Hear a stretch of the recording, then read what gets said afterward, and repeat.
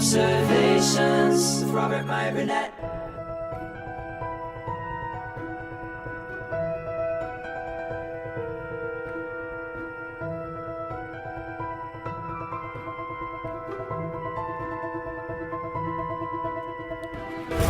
Well, greetings, Imagination Connoisseurs. Once again, it is I, your Duke of Dope Discourse, your master of fun and wonder, your viceroy of verisimilitude, your sommelier of sci-fi and cinema, your archbishop of Banterbury, your evangelist of the imagination, and your existential Mr. Rogers, Robert Meyer Burnett. And I, of course, I am Robcasting at you Imagination Connoisseurs, you members of this, the Post-Geek singularity.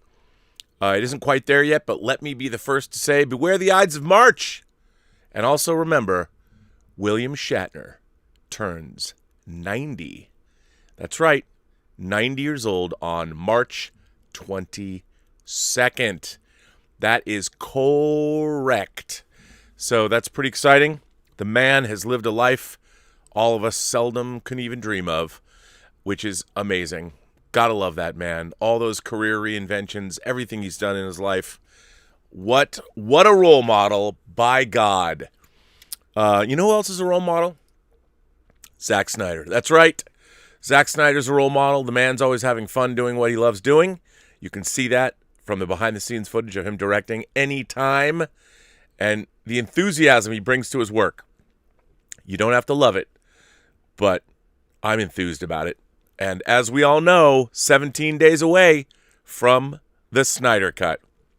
Well, this weekend, we got some really interesting information about the Snyder Cut that I have to say kind of delights me to no end. So let's take a look at what is happening here. This was posted by Jim Vajota. Jim Vajota writes this yesterday at 12 in the afternoon on IGN. Justice League, the Snyder Cut, has a massive cliffhanger ending, which makes me chuckle, but I'll talk about that in a minute. Fans will likely never, get a sequel to Zack Snyder's Justice League, a sentiment Snyder himself echoed during Saturday's IGN Fan Fest 2021. This will be even more of a bummer for those ardent fans who campaigned to release the Snyder Cut because the director revealed his film ends in a massive cliffhanger. At just over 4 hours long, the Snyder Cut already packs enough story for 2 movies, but the original version of Justice League includes a cliffhanger ending that sets up a direct sequel. Well, it was meant to be 2 more movies, Snyder told IGN FanFest, explaining that the Snyder Cut doesn't encompass any material that was meant to be covered in a sequel. It hints, as you would, at a potential other world. I'd plant the seeds, as I had wanted to, of what would come in the later films, Snyder said. That's in there, but as far as those stories that would be to come, if ever that happened, which it does not look like it would, but I think it's easy to speculate based on that, and we can talk about that for quite a while. Snyder then said twice that the ending of his Justice League was designed to lead into a sequel. It's a cliffhanger. The movie ends in a massive cliffhanger. Yeah. The villain of the sequel is already in Snyder's Justice League. At one point during the IGN FanFest panel, Snyder said that Darkseid was certainly the sequel bad guy, but he's definitely in full effect in the Snyder Cut. He's running the show. He's there. I didn't want to, again, spoil it, but yeah, he's definitely there. Snyder also added that Justice League 2 would have been a nightmare movie set in the post-apocalyptic world Bruce Wayne had a premonition of in Batman v Superman: Dawn of Justice. Plot rumors about Snyder's Justice League 2 have circulated for years, with Kevin Smith claiming the sequel would have seen the heroes traveling to Apokolips to confront Darkseid and would have also included the Green Lantern Corps. There was even chatter the second film would have ended on a downbeat note in the vein of The Empire Strikes Back, while the third and final film would have been a final end battle with the Justice League and Darkseid. The Snyder Cut's cliffhanger ending will reportedly bring a major DC character into the fold. Vanity Fair recently claimed Snyder reshot the ending with a hero cameo that will blow hardcore fans' minds. Fans will recall Justice League was previously hyped with the hashtag Unite the Seven. And well, there were only 6 heroes seen in the movie when it was eventually released. Might this hero cameo be Harry Lennox's Martian Manhunter? Possibly, but there's a case to be made that the cameo is Green Lantern. A visual effects artist claimed in 2017 the post-credits scene of Snyder's Justice League would have seen the arrival of Green Lantern's Kilowog and Tomar-Re, both of whom appeared in 2011's film starring Ryan Reynolds. Fans will find out what this cliffhanger ending and hero cameo is when Zack Snyder's Justice League debuts on HBO Max on March 18th. Until then, check out all the other details Snyder revealed about the Justice League Snyder Cut during the IGN Fan Fest, and let us know in the comments how you feel about the Snyder Cut ending on a cliffhanger. I actually watched that stream. It's pretty interesting with Zach talking to, actually, I don't remember her name, but a very capable interviewer who knew her stuff. So kudos to you, whoever you are. I love this. I love the fact that he didn't go and shoot some kind of a closer of an ending. It's just going to forever be looked upon as what could have been. I think that's kind of neat. I mean, other movies like Who Picks Up the Ring at the end of Flash Gordon and Turns It On? The End? ? Or at the end of Buckaroo Banzai versus the World Crime League. I know we have a sequel in comic book form, but we never got to see that movie either. I mean, can you imagine if Empire Strikes Back ended and there was never another Star Wars movie? I just kind of like the fact that Snyder, that we're getting his vision. I mean, despite the fact that I just really enjoy the fact we're getting his vision of the film, and he's finished it for better or for worse. I do think it's a triumph for the artist amidst the publicly held corporations that dominate so much of our lives. Like, why not? Why not? Surely this should be a fun thing to be a part of and have happen, and we get to see it. And it doesn't even have to be, like, people are wondering, I would imagine, if I had to venture a guess, I think it's going to be a lot of fun to watch the Snyder Cut. I don't know if it's going to be the most satisfying film in the world. I don't know what it's going to be like to watch a 4-hour film of Justice League. I have to say, I'm there for it. I can't wait to see this now. Because what's so great about it is knowing that we're going to get it. It was kind of like I saw the Richard Donner's cut of Superman 2 at the Directors Guild with Richard Donner in attendance when it first came out. And there was a lot of hype around it, but we all knew that it was never going to be fully realized because Marlon Brando's footage, some of it was there, some of it wasn't there. There were things that they just didn't have. And while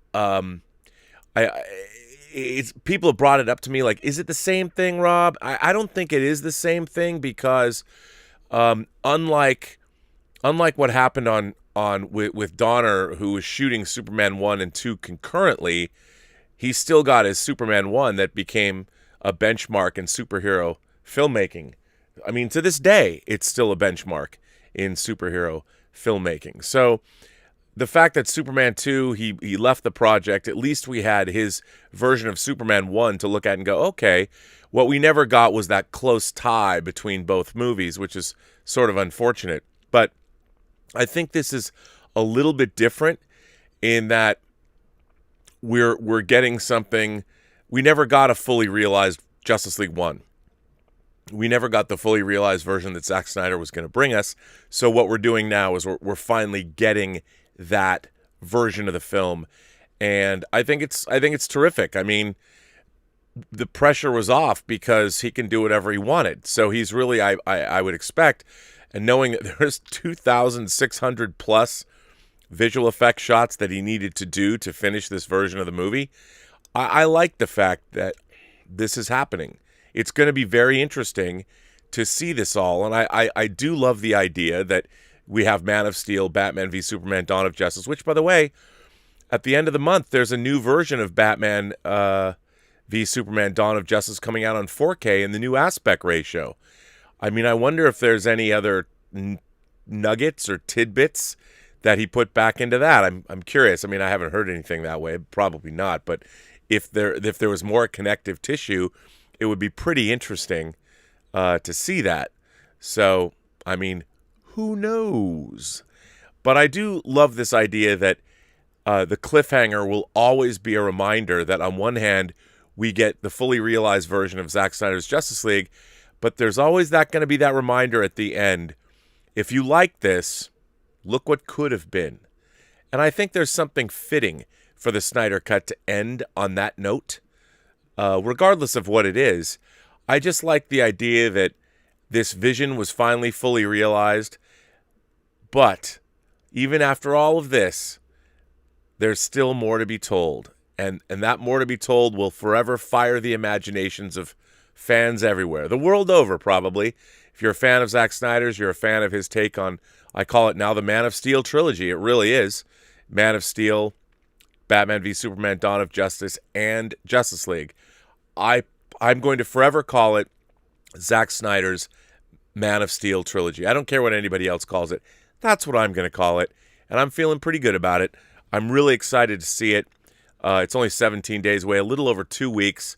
Something, honestly, I never thought would see the light of day, just because of the way the entertainment business works. And again, when HBO Max came on the scene, I was like, you know what? Maybe it will happen now. And it certainly has. Thank you, HBO Max and Jason Kilar, who is head of now Warner Media and makes these kinds of decisions. So it's pretty neat. We'll see what happens. I don't know what's going to happen, but I'm certainly going to watch it. And I really do think I'm going to binge Man of Steel, Batman v Superman, the Ultimate Cut, and roll right into Justice League. Because why wouldn't you? Why not? I want to get the full epic effect of all of it, all at once, which I think is very cool. Let's see. This one comes from Atlas Alex, writes in and says, Dear Rob, thank you for reading our previous letter on the air. In Robservations 630, you asked a very pertinent question related to social justice warriors and their insistence on playing the victim card. We offer you and the Post-Geek Singularity an answer, courtesy of the most powerful victim in the MCU. In science fiction and fantasy, as in mythology, we often encounter the archetype of the uber-villain, the invincible monster, the doomsday weapon, the unstoppable force, the immovable object, you name it. Most recently, we can look to Avengers Infinity War and the all-powerful Infinity Gauntlet wielded by the single-minded, seemingly unbeatable antagonist, Thanos. Part of what makes Thanos so dangerous and menacing is precisely that he isn't some mustache-twirling villain. He believes what he's doing is in the service of the universe. And let's face it, rather than raising an army, conquering and creating an empire, or gathering some coalition of the willing to back him in his psychotic plan, which he does, he has sort of that, he has that too, he sort of sneaks around behind the scenes, or has his cronies and lackeys do it for him, stealing the gauntlet, gathering the Infinity Stones, betraying allies and loved ones alike, vanquishing the odd superhero along the way, all in pursuit of his singular sense of self-righteousness.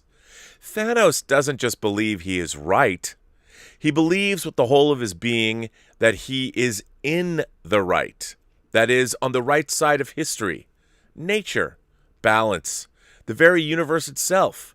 He believes he holds the moral, ethical, and philosophical high ground.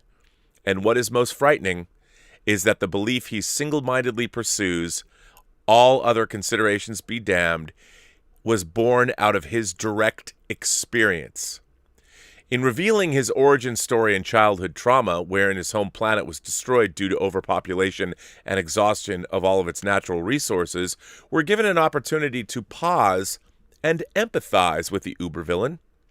Does the phrase, "there but for the grace of God go I," ring a bell? Who are we to judge Thanos? Psychotic? Sure. Traumatized? Clearly.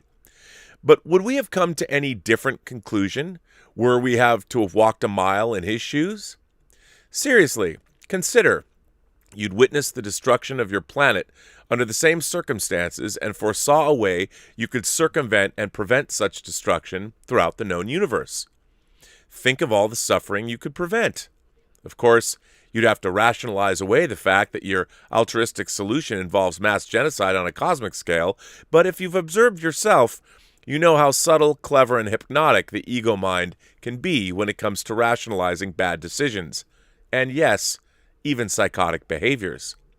And this is exactly the force of power behind Thanos' single-minded resolve. He cannot deny his experience. He believes he knows what fate awaits everyone based on his traumatic experience. He would spare them the trauma he himself endured. His traumatized ego has woven this elaborate story strategy around his experience, exploiting both his suffering and compassion. Beliefs which are woven around fundamental qualities of consciousness and hold at their core fundamental truths which cannot be denied and are the most dangerous and difficult to escape. They fuel the most robust cognitive dissonance, toxic relationships, and destructive outcomes. The name Thanos most closely resembles Thanatos, the Greek god of death. Even in the comics, Thanos is obsessed with death and destroying the universe, but harbors a self-defeating victim mentality, of not even being worthy of death or his task. It is both fitting and ironic that social justice warrior Marvel would have chosen the universe's most powerful victim as the antagonist of the climax to its Avengers trilogy. The downtrodden, the traumatized, the victim feels first and foremost powerless. How many characters throughout history, let alone people, have shook their fist at the heavens in defense of the fates and proclaimed the equivalent of, "Oh, Father, why have you forsaken me?"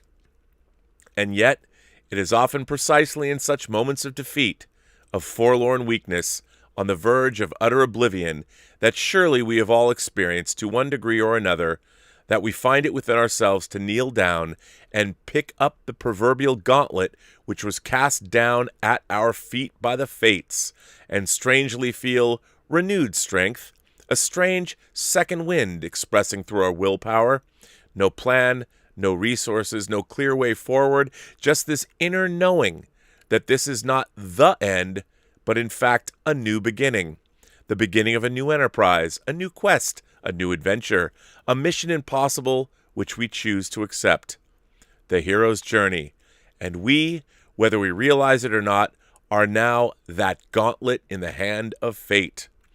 Whatever it was which made us momentarily feel downtrodden, defeated, victimized, forsaken, perfectly understandable and acceptable, even Jesus experienced such a moment, happened for a reason. For us to kneel down in humility, pick up that gauntlet, and rise to the challenge. Thanos certainly feels this way. Many have felt this way.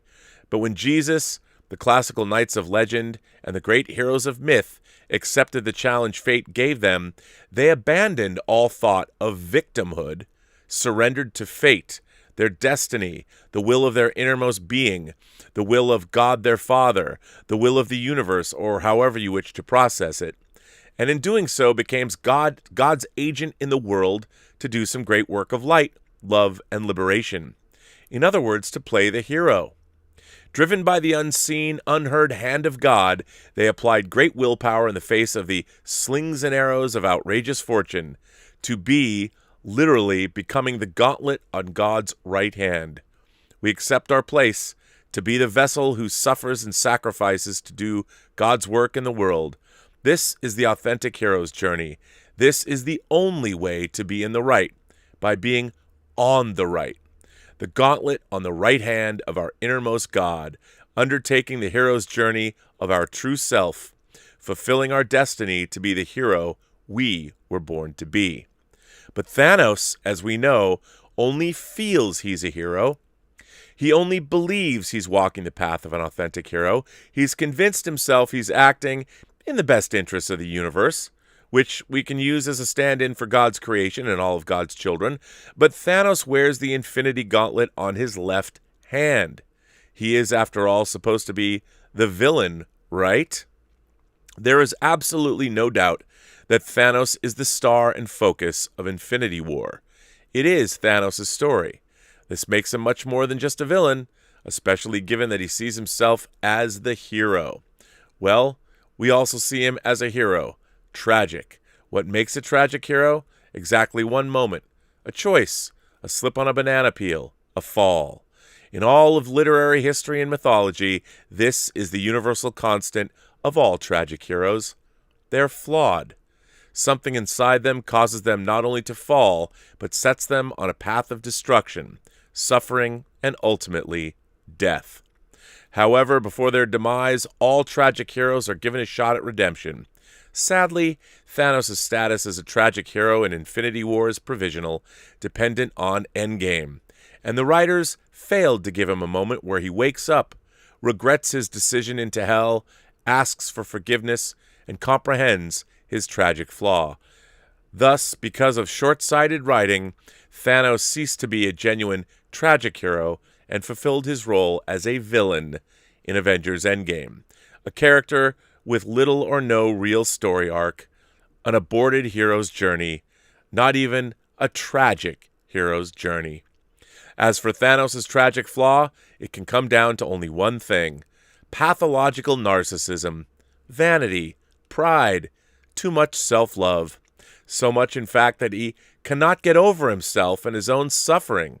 This creates a God complex within him, and he projects his trauma onto the entire universe, then rationalizes his mission to protect said universe from his pain. And that is the key. It's not the universe's suffering he cares about, it is his suffering, projected, magnified, and intensified infinitely. Thanos is a victim. And rather than letting go of his victim mentality as a hero would, he clings to it, fosters it, projects it on a megalomaniacal scale unheard of in classic literature, since you didn't need to literally destroy half the universe to explore drama on a universal scale. You could tell the tale of the macrocosm through the microcosm, but again we're delving into over-the-top world of comic books here, and takes matters into his own hands, quite literally playing God by wielding the power of the Infinity Stones as a hurt child. A spiteful, destructive path, completely rationalized if ultimately utterly irrational.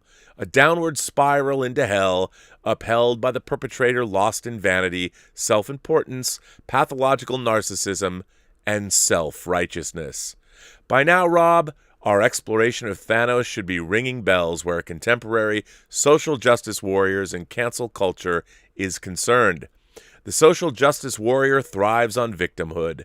Like Thanos, they have internalized some perceived wrong they have suffered at the hands of some or the power authority, i.e. white heterosexual male patriarchy, which may or may not include any number of religions, and which takes the place of the fates and or gods seen as the angry old white guy with a beard. Next, they project their victimhood onto the whole tribe or onto some related, suitably underprivileged and perceived victimized political group, identified usually by gender, race, ethnicity, religion, etc., and then they make it their place to not just protest, but to begin dismantling whatever power structures they feel are in place and responsible for the injustice to empower the identified victim group. Without any thought whatsoever to the consequences of their actions, the social justice warriors have the single-mindedness to play God by wielding the destructive creative force of language, culture, and law to demonize and tear down the old and remake it according to some utopian vision of the world. The whole universe, in the case of Star Trek, Star Wars, Marvel, Terminator, Ghostbusters, and many other social justice appropriated mythical universes. And unfortunately for the rest of us, theirs is a winning strategy. Like Thanos, they are hell-bent on destruction. They use euphemisms like deconstruction. They, like Thanos, represent an unstoppable force. But social justice warriors' postmodernist deconstruction agenda actually does one better than our oh-so-psychotic, destructive, and genocidal Thanos. Social justice warriors exhibit a modus operandi that debuted in the computer-animated archetypical form back in 2004 in a cameo appearance at the end of Pixar's The Incredibles. With one line of spoken dialogue, his character managed to epitomize the essence of the winning postmodernist passive-aggressive victimhood strategy, foretelling the social justice warrior future of Disney, Incredibles 2. And indeed, the fate awaiting all of human civilization. Behold the underminer! I am always beneath you, but nothing is beneath me. From The Incredibles. And there you have it, Rob. Phenomenal cosmic power, Jafar called it in Aladdin. The power to control the fates, to play God. It's a desire born of fear. That's what preserves the order of things, Bill the Butcher told us. Fear.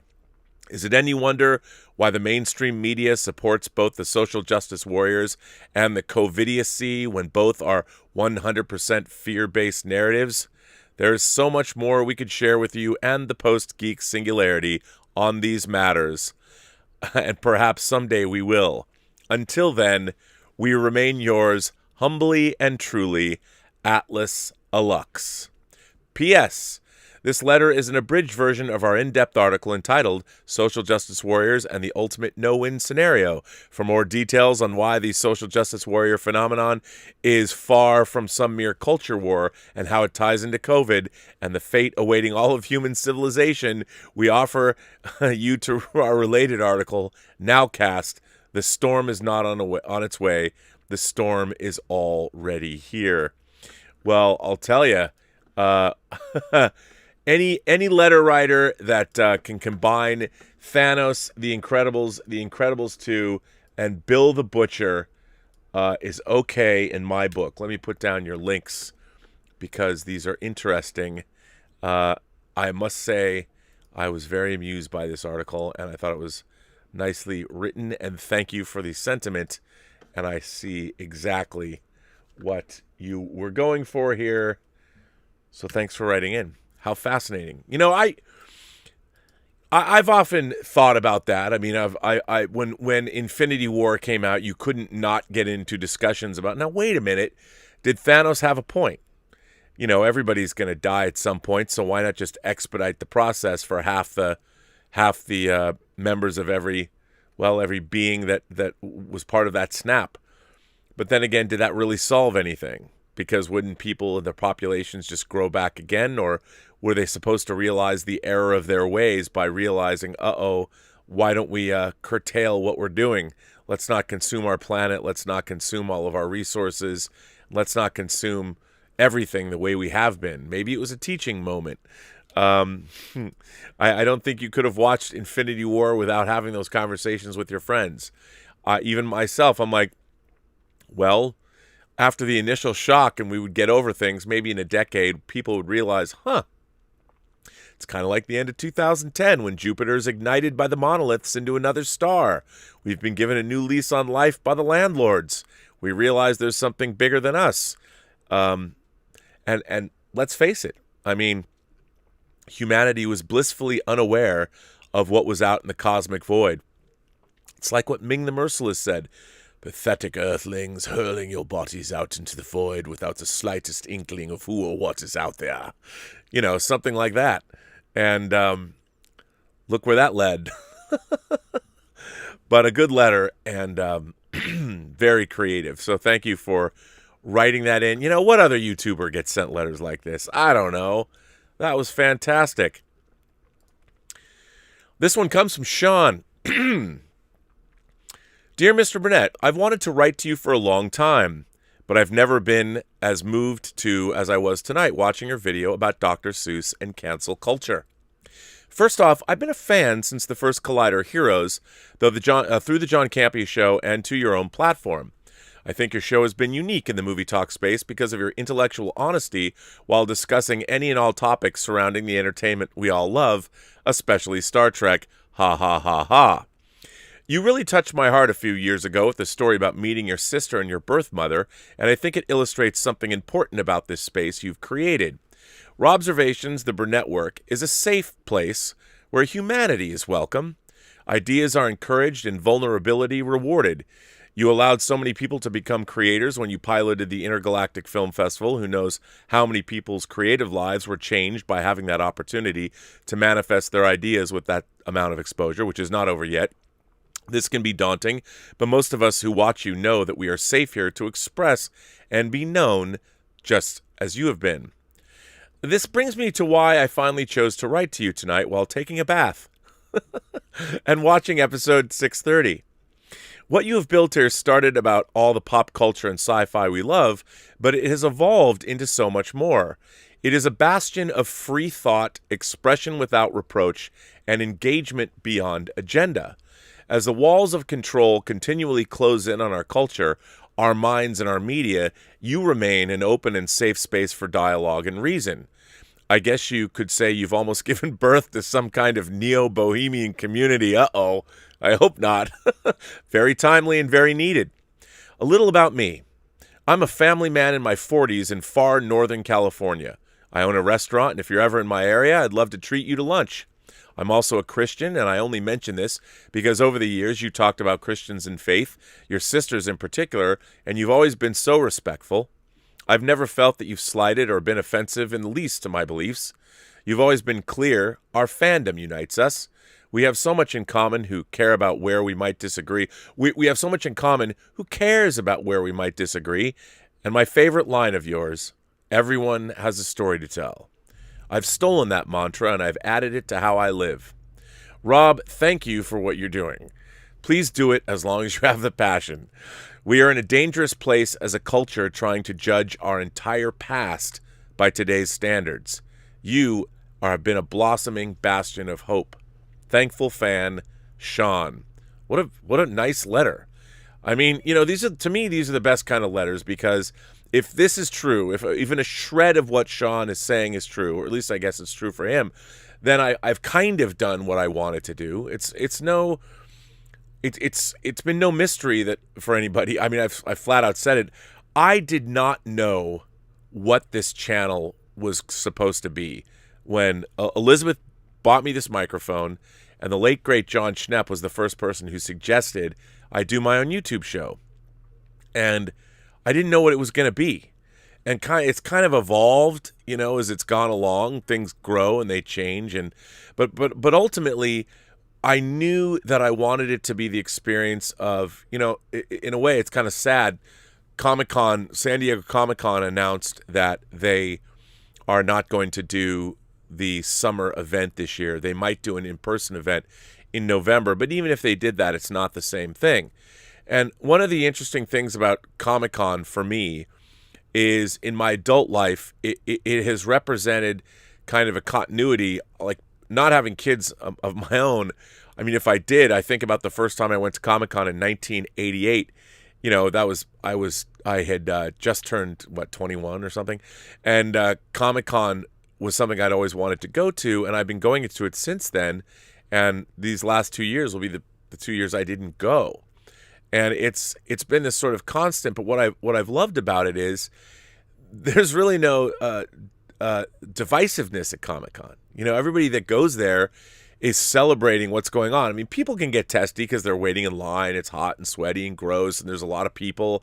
I totally understand. But for the most part, everybody who goes there is having a good time because you're celebrating everything that you love. And there's so much different stuff there. There's literally something for everybody. And that was kind of in the back of my mind. That's what I wanted to do with this channel, is create a place where we could all come and just kind of hang out. Like, I used to love it when Comic-Con, like in the early 90s, you could go to panels and kind of drift in and out. No room was hard to get into, and it was never full, and you would drift in and out and just kind of it's kind of like watching YouTube. You go from channel to channel or clip to clip, watch what you want, listen to things. If you want to stick around for a long time, you can do that.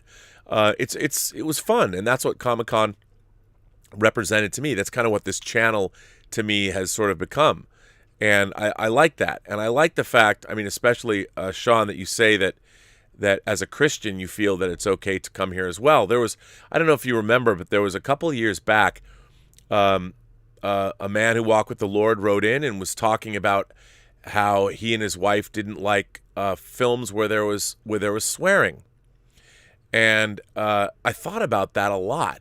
I don't know why, for days, and whether that was okay, and how did I feel about it. I talked to Elizabeth about it, and should we have that kind of censorship, and I realized, I'm like,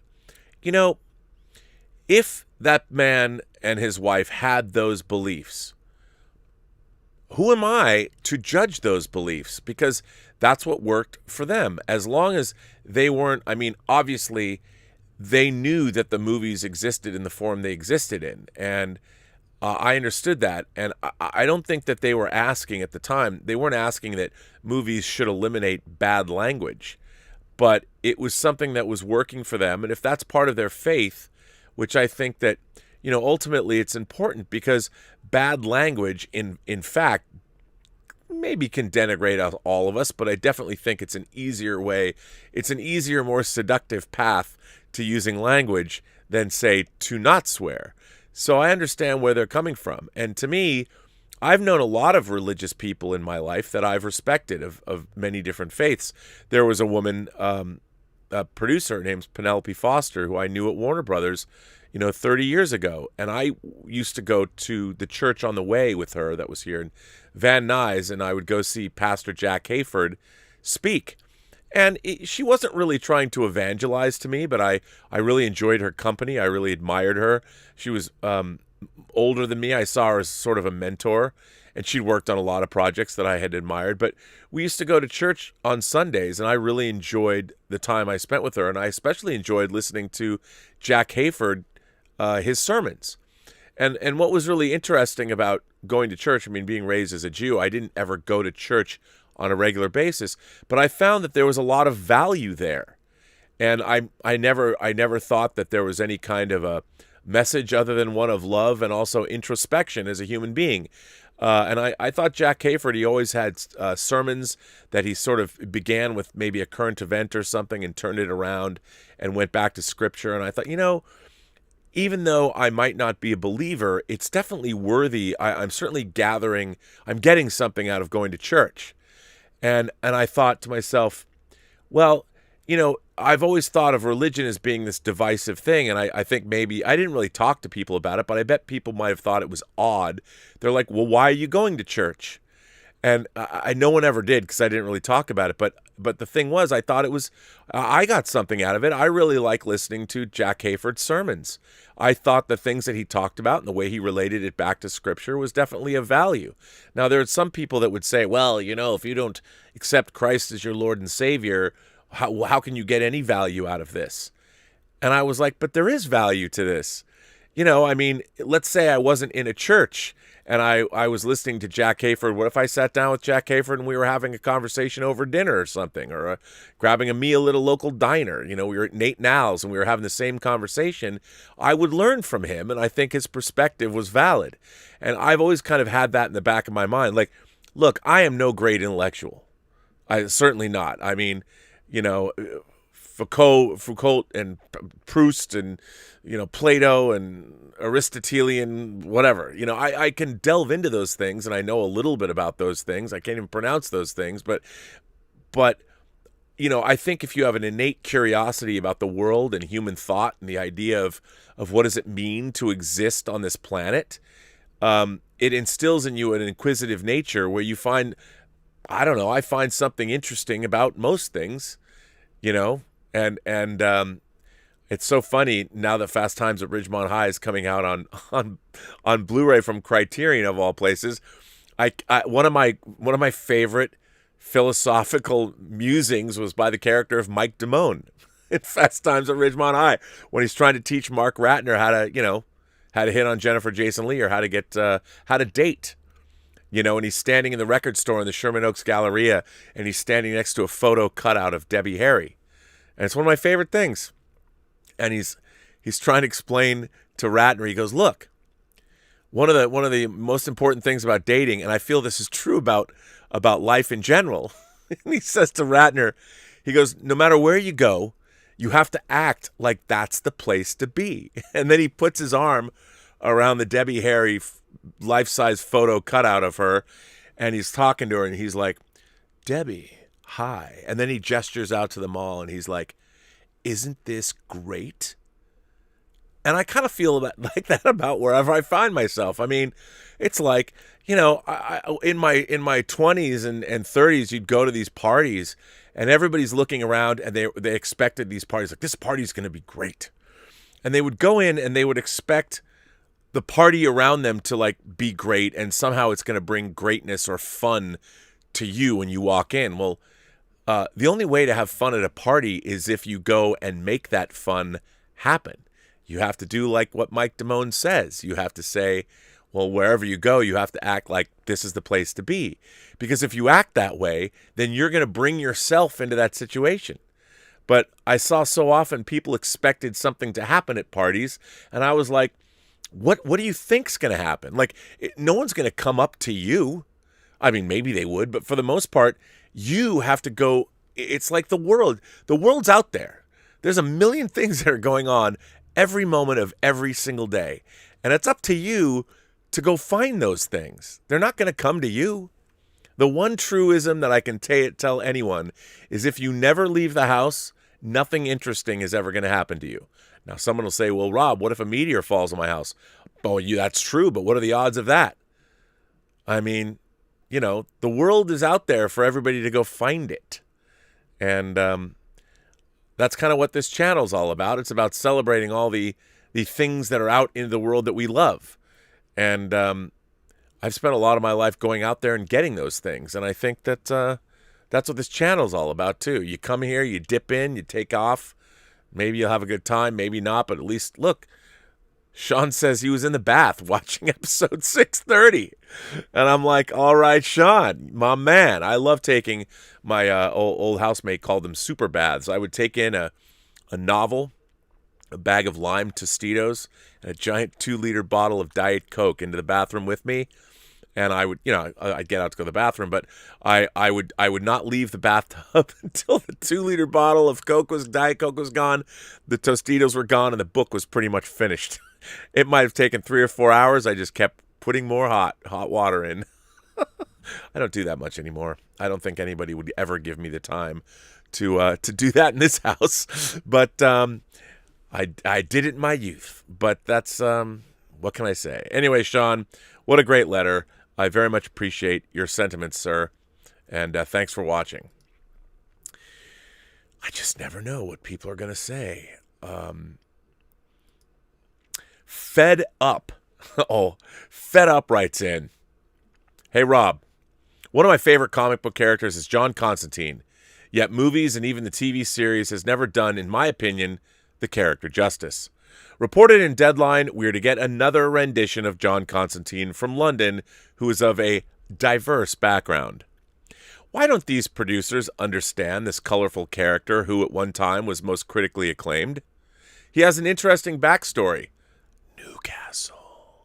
From a gritty Northern England background, totally different environment from London, and already a diverse person, he is bisexual. So what is J.J. Abrams trying to do? If it goes down the comedic route, I won't watch it, which is another rumor. The source material, if used properly, could produce TV one of the best shows ever. You can tell I'm angry, Rob, but I thought J.J. Abrams was finally going to give us real fans the show we want. What would make you decide that? I think we'll stick to the material written down on paper, then watch another stupid person destroy one of my favorite characters. For me, I would love to have seen Daniel Craig as John Constantine, and he would have relished playing the part, for he is also from that part of England. I met him years ago. He's a decent man as well as a great actor. People are stupid sometimes. Daniel Craig would make a great John Constantine. I read every issue of Constantine, of Hellblazer, starting with Jamie Delano's run, spitting right out of Sandman. Well, Rob, I had to get that off my chest. If I wrote a book, I would do a J.K. Rowling. You have to feel for writers sometimes. I'm off to get a glass of wine. All the best, and I'm glad you do this program because there's not many who are interested in comics as well as sci-fi fantasy shows. Let's hope Amazon doesn't mess up the Wheel of Time book series I enjoyed reading many years ago. You know what?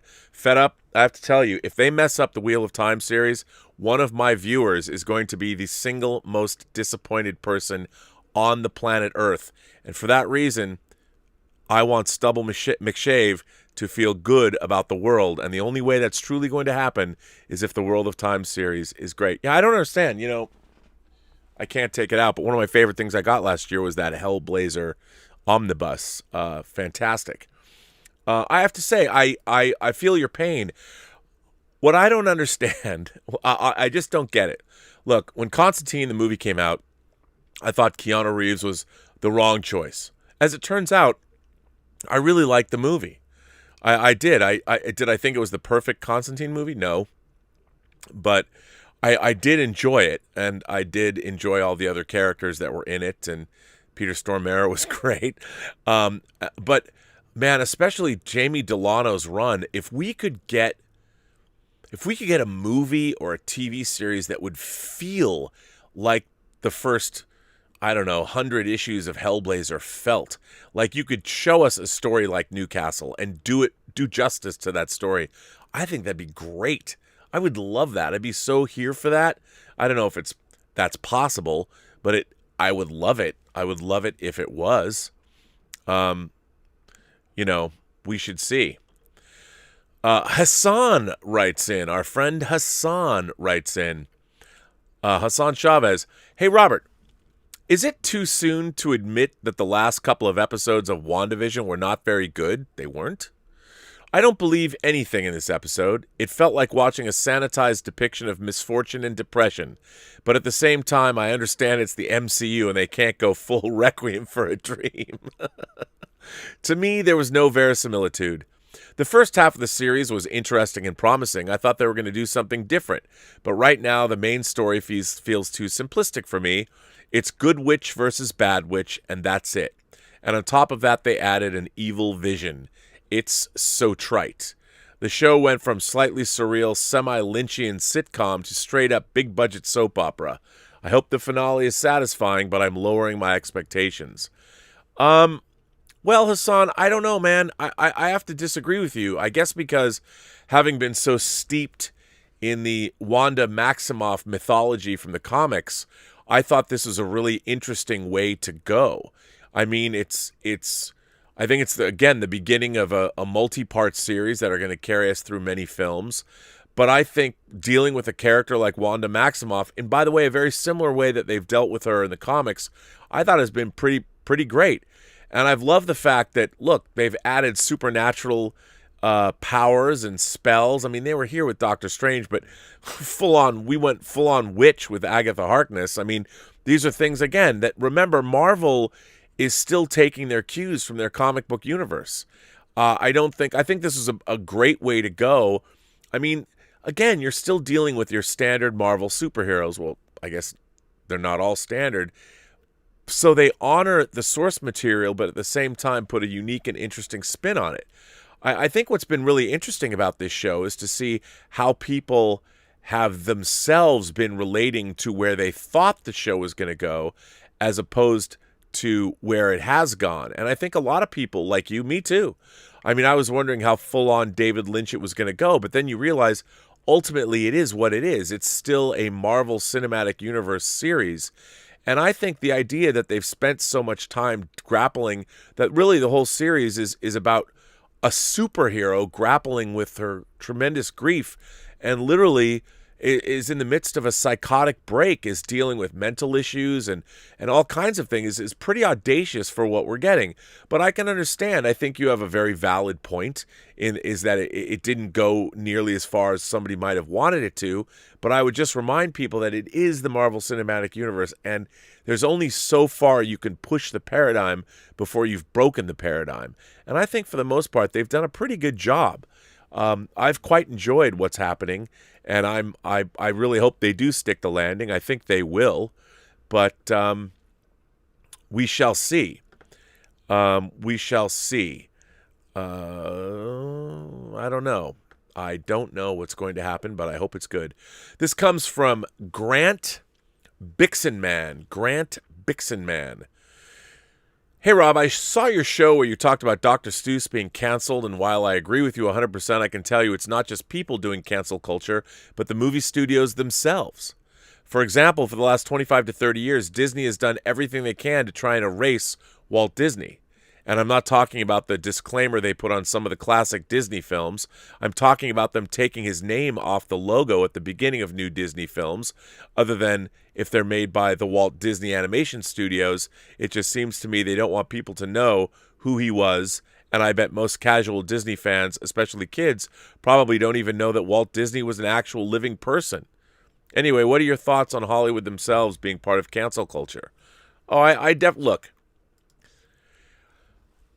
I think that this obsession with wanting to get rid of every prominent or well-known individual because of problematic things they may have done in their past is stupid. I think it's dangerous, and I think it's ignorant. Because human beings, as I've said before, are difficult entities to understand. We're really, I think, probably the only creatures on Earth who are very aware of our own demise from a very early age. We're also able to look up in the sky and question, why are we here? You know, like V'ger was asking, is this all I am? Is there nothing more? I think human beings ask these questions, and in living with this insecurity and non-understanding of our reason for being here, we're cursed with the ability to ask the question, and then we're damned by the ability or the lack of ability to ever really answer the question. So that's what the human experience is. And so all of the things that we try, all of the pleasures or the craziness that we're trying to grasp at, that is a part of our own psychological makeup, for better or for worse, and the paths that it leads some of us down. The idea that, look, do I believe there are bad actors in the world, that human beings do bad things? Oh, yes. Yes, I do. And I think that there are, I guess, how we define evil. There are people, I think ultimately evil comes down to lack of empathy. And that can be a psychological problem. There are people, literally, if you want to say lack of empathy is evil. I mean, I would say evil has more. I think lack of empathy leads to people becoming evil. That's what I should say. But I think most people aren't necessarily evil. I certainly don't think Gina Carano's evil. I mean, maybe she made a bad analogy, but if we really looked at what she was trying to say, if you really looked at it and didn't get tripped up in the certain specifics, you would realize what she was trying to say, what I thought was fairly obvious, and I thought, I don't understand, as a Jew myself, I don't understand what broke the camel's back there, why suddenly this comment was deemed as anti-Semitic or whatever. I completely understood what she was saying. And yet, has she done anything in her past aside from saying a few problematic things? Or, I mean, this idea that it seems to me what she was, her big thing, sticking up, fighting against bullies of all kinds. And she was, make no mistake, she was bullied by people. Bullied by people that were trying to tell her what she should say, what she should think. It's like what Tony Montana said. They tell you what to do, what to say. You ever been a communist, man? They tell you what to do, what to say, what to think, like little cheap. Bah, bah.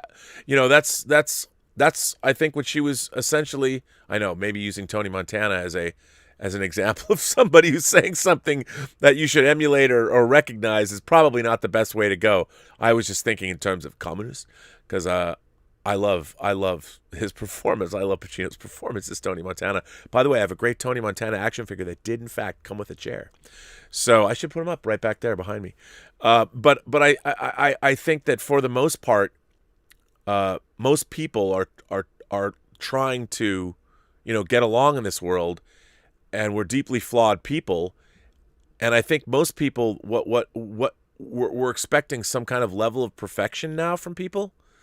Why now? Like, who amongst us is perfect? And I honestly, I think that Walt Disney was certainly not a perfect guy, and he was not exactly a fan of Jewish bankers. I can tell you that. I mean, I spent an entire course in college discussing or delving. It was all about Walt Disney. But on the other hand, my question about this is, sure, Walt Disney, did he believe in certain stereotypes, and was he maybe anti-Semitic and did a little bit of racism run through him? Perhaps.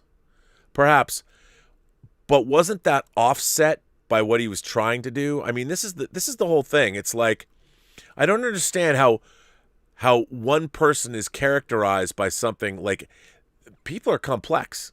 They have varying degrees of things in them. And I think that people have all kinds of different concerns. And I think you need to weigh people's actions by what they say and what they might think and what they write. You have to judge somebody holistically. And I think if you look down and see what Walt Disney was doing, he basically, he was the first person that said, you know what, I'm going to make an animated feature film. And he did. Bringing sound into animation and risking everything to create these things.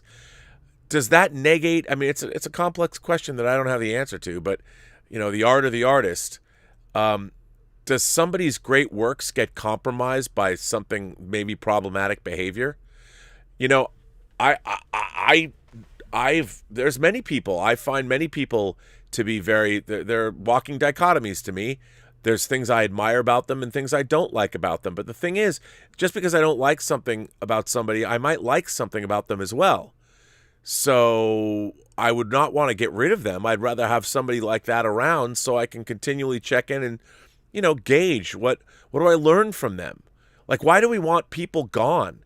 If they're not truly evil, if it's not like Richard Ramirez, the Night Stalker or something, who belongs, in my mind, out of here, then why do we want to get rid of people?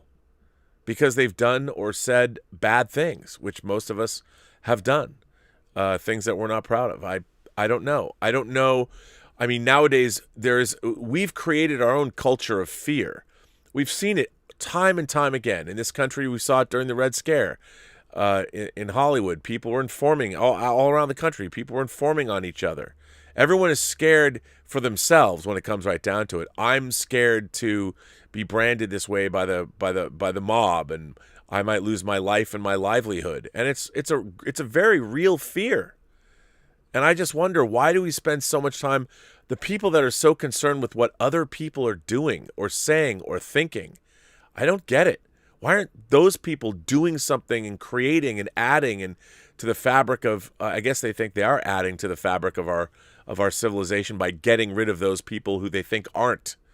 I just think it's lame. But yeah, Disney as a corporation, they're very protective of their image, for better or for worse. I don't know. Guess who wrote in? Guess who I have a letter from, ladies and gentlemen, boys and girls, kind souls. That's right. Say it with me now. Your favorite one word on this show. You know what it is? Willow. That's right. I have a Willow Yang letter. A Willow Yang. I live for these letters. Willow. Oh, she's back to. Oh, hi, Rob. This is from Willow Yang. She of Pillow Talk. She, our favorite PhD. Actually, she's a doctor now. So she's Dr. Willow, right? Or she's Willow Yang, PhD. By the way, I know Willow Yang is not her real name. That's her nom de plume. I understand that. Anyway, let's get started. Oh, hi, Rob. After getting once again pestered by Joseph to watch more episodes from the greatest Star Trek series of all time, I'm writing my review for Voyager's Living Witness. By the way, one of my favorite episodes of that show. To give a quick recap, it's 700 years into the future. Somewhere in the Delta Quadrant, there are two races, the Vaskins and the Kyrians, who haven't been getting along with each other for at least the past 7 centuries.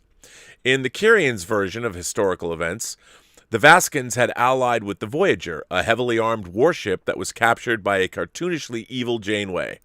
That was captained by a cartoonishly evil Janeway. To force the Kyrians into submission, Janeway pulled a Cisco by ordering the use of weapons of mass destruction on civilians, and also captured and executed their main resistance leader, Tedrin. As a result, the Kyrians have been living under the oppression of the Vaskins ever since. However, After activating an ancient backup copy of the Voyager's Doctor, a Kyrian by the name of Quarren discovers that this version of events is completely erroneous. Janeway never ordered the use of weapons of mass destruction. The Kyrians were the ones that attacked Voyager, and Tedrin was killed by a Vascan and not Janeway. This new, planet-shattering information resulted in an eruption of riots and civil unrest. The Doctor initially urged Quarren to destroy his program, believing that the truth is too divisive, but Quarren notes that the hatred between the Kyrians and the Vascans were already out of hand, and the latest bombshell was nothing more than just the final straw. In a flash forward, it is revealed that Quarren and the Doctor are now viewed as heroes by the historians after they revealed the truth to the public and subsequently helped to unify the Kyrians and the Vascans. The end. I will begin with one minor issue I had with the episode, which is how exactly were the Kyrians able to get the appearances of the Voyager crew down so well in their holographic recreations? They didn't know major details like the Doctor was actually a hologram and not an android, that 7 of 9 was no longer in her full Borg attire, and that the Voyager wasn't a heavily armed warship. But they were able to pretty much get every other character's features down so accurately that we and the Doctor could easily recognize them. Of course, probably the obvious answer is that this is a show, and they'd have to have hired an entirely different cast of actors to recreate the Kyrian version of events, but it still remained a nagging question in the back of my head as I was watching the episode. With that out of the way, I thought Living Witness is a great episode, and in case Joseph misses it, I'll repeat it again. I thought Living Witness is a great episode. I love the creative framing device that was employed, with the story being told through holographic recreations of the events that took place. Despite my aforementioned gripe with how the Kyrians were able to recreate the appearances of the Voyager crew, I got a huge kick out of seeing Janeway and company as evil versions of themselves. It's what has always made the Mirror Universe episodes so fun for me. I like the creativity with the Kyrians believing that the Voyager kept a whole squadron of Borgs on board to assimilate defeated foes and add them to their ranks. And I really appreciate that this time around the writers didn't use the old trope of making the evil version of Janeway into a femme fatale. Was it fun watching the Mirrorverse intendant Kira strutting around in her skin-tight latex outfit? Sure. But there are other ways of depicting villainous women, and I find it rather refreshing to see Janeway in this instance being devious, ruthless, and very entertaining without being overtly seductive or promiscuous. Not that being seductive or promiscuous should be conflated with being evil either. That is something that's more difficult to do in my opinion, and I commend the writers and Kate Mulgrew for what they've accomplished. I don't know if Living Witness was as heavily influenced by Rashomon as The Next Generation's A Matter of Perspective clearly was, but it certainly does invoke some similar themes in how the same set of events can be interpreted and recounted so differently by different parties. In this case, we see how history is biased and distorted by those who write them. I really liked that Quarren initially refused to believe the Doctor when the latter tried to tell him the truth about what happened, responding with anger and denial and abruptly turning off his program. It was a very realistic and understandable reaction. Quarren's whole worldview was being challenged at that moment. Fortunately, Quarren was able to keep an open mind, and after he'd calmed, he started questioning his beliefs and listened to the Doctor's arguments. This is a situation that we will constantly encounter throughout our lives, as history and our understanding of the world will prove to be inaccurate. Some people like Quarren may be open to acknowledging that they were wrong and be persuaded to change their views as new facts come into light. Others will not be so receptive and continue to cling to their outdated beliefs. But in the end, hopefully, the truth will prevail and society will move forward. This brings me to the end of Living Witness. Having a flash forward, where the story skips all the conflict and goes straight to the resolution, might be considered lazy or a cheat. In this particular instance, however, I thought it was quite brilliant given the entire framework of the episode. We learned that all along we've been watching a holographic recreation of events from even further into the future, where, thanks to the courageous efforts of Quarren and the Doctor, the Kyrians and the Vascans were able to open up a dialogue and eventually find unity. It's a holographic recreation within a holographic recreation within a holographic recreation. And while I did find the final lines to be a tad cheesy, could the writers have come up with something other than the dawn of harmony? The message really hits home for me. The hope and optimism that Living Witness leaves behind is something that we really need right now. Live long and prosper, Willow. Oh, I love your letters, Willow. I do. You're absolutely right. I mean, I love that. First of all, what a great science fiction concept. It starts out, you get the joy of what you think might be a mirror universe episode. Then it becomes a really compelling, we're now in the future. Our character, our doctor, is stranded in the future, and that's okay. You find this whole situation that gets played out, and then they take you ahead even further. It's a great science fiction conceit. It was a great, beautifully well-written episode, totally clever. To me, it was the perfect episode for modern Star Trek. And all in 45 minutes. Not a two-parter, not an imaginary story. It actually was happening, and it did happen in a very interesting way. I love Living Witness. It's one of my favorite episodes of Voyager, and I also think it's one of the best episodes of Star Trek ever. I really do. It's a terrifically entertaining story, such a clever tale, and so well done. And it gives a chance for Robert Picardo to shine, because he's really, aside from the holographic recreations of the crew, it's really his story. And who would have thought it's not even really his story? It's sort of it's a copy. It's a doctor's copy having this experience, and the idea that it actually happened hundreds and hundreds of years in the future. I love it. I think it's a great story. I'm glad you really liked the episode, and you responded well to it. I guess you have Joseph to thank for that, which is pretty cool. Here's one. This comes from William La Rochelle. Hi, Rob. Listening to your episode titled Disney Lies and Steals, where it gets to a Kathleen Kennedy segment.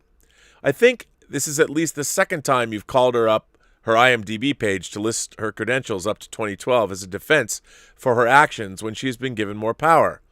Absolute power corrupts absolutely.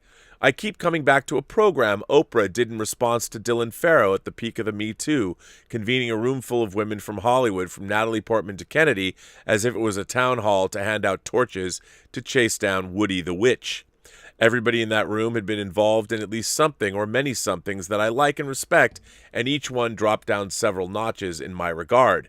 I had no indication that any of them has even read Robert B. Weed's fact-checking articles, let alone the 2018 Moses Farrow article, A Sun Speaks Out. I've read all of those. I mentioned that example because of how the misleading HBO doc now airing Woody versus Mia is causing a stir. There aren't enough hours in the day for a fan with no reach to fact-check every bot. Yeah, and Robert Weed is called out. Is it Wide? Is it Robert Wide Weed? I'm not sure how that name is pronounced, but I'm a fan of his. I was a fan of his documentary. But yeah, there's many questions. He called out the filmmakers of Allen versus Farrow because, and they've had problems. Those filmmakers have had problems in the past. The star of Leonard Part 6, or someone on his behalf likely, still posts on Twitter things like, "People, I never said in the disposition that I secretly spiked a drink," and attaches a copy of the text. I might love many of his past works and respect many of his philanthropic efforts. Listing them won't erase 50-plus charges against him and the mental picture that has overwhelmed the past. I watched Star Trek The Motion Picture right after the news broke about Stephen Collins. Maybe I would be more shattered by his scandal had I been a Seventh Heaven fan. Now, wait a second. Are you really equating... Well, let me read forward here. Kathleen Kennedy only had to make one bad call. Instead of credits, here are some quotes or credos with which Kennedy is aligned. Girls don't identify with Luke Skywalker. Luke is a symbol of the patriarchy and male-driven narratives. Luke is distracting from the new characters. Set of Michael Arndt's early outlines from Episode 7. We don't owe anything to the old original fans. We have more movies ahead of us than behind us. So rather than 5 50-year-old fans that they expect, let's focus on younger fans who will know the new movies. Said about Galaxy's Edge design after 2 years had been spent designing it based on the original trilogy. To sideline Luke and then allow him to be a don't meet your heroes anecdote was a deliberate inversion of what Kennedy would have known. If the built-in fan base of Star Wars or any other 80s property is white, straight males with back problems, we can take them for granted, at least in luring them through the doors, but then insult them as much as possible. The same folks who think the fandom menace and Comicsgate or Gamergate are Yahtzees, and the orange buffoon was like Hitler, pounce on someone using similar hyperbole about the sensitive era. J.J. Abrams can confidently hire a writer for his Superman reboot who notoriously cheered on the events of 9/11. Had Kennedy been a Camille Paglia feminist and not a Gloria Steinem feminist, or the intersectional strain that stemmed from it, Star Wars might not have been damaged. There is a sense of bait and switch. People evoke the time Coke distracted us from the switch from cane sugar to corn syrup with its new Coke, shilled by trustworthy old cause and Coke classic scam. Kennedy hires for the Lucasfilm Story Group were a mystery to most of us until The Last Jedi landed and the fandom menace leapt into action to learn their names and IMDb credits. Not as impressive as KK's own. I find it shocking that some people believe we should all be able to reconcile this mess, throw a paper bag over its head, and endure for old glory. Consumers don't like new Coke with corn syrup. Consumers give feedback. Consumers get Coca-Cola Classic, also with corn syrup. Mission accomplished. Now that the trap has been bandied about, that is the hashtag cancel Disney Plus, is playing into the hands of Kennedy's faction, and for fuck's sake, with all due respect, there are definitely factions as surely as the High Republic is not the same animal as the Mandalorian. We would still have the corn syrup in the end, as it takes away from Favreau and Filoni and their team's good work. Andre of Midnight's Edge, who I like very much, theorizes that the stans who accelerated the anti-Gina hashtag were led by the Kennedy group. Yet a producer does a lot of work and is essential. The logistics have to be handled by someone competent. We all want a solid producer, but you yourself say don't put your ideology before your story and characters. Yes, I do, and I'm right about that. J.J. Abrams' wife runs the Time's Up organization, which recently had a bit of scandal about how much of their donation money goes into the salaries of its organizers and extravagant venues instead of to its cases. Kennedy, of course, sits on plenty of boards and committees and has enough high-profile friends, she only needs one when she has Spielberg, that no doubt anyone firing her or calling for it would be poking the dragon. In any case, I've decided to edit my Twitter bio, and where the stans and internetters demand pronouns, I've decided to put hashtag fire Kathleen Kennedy ASAP at Disney, even though nothing will come of it. Midi-chlorians be with you. Wow, William, what a letter.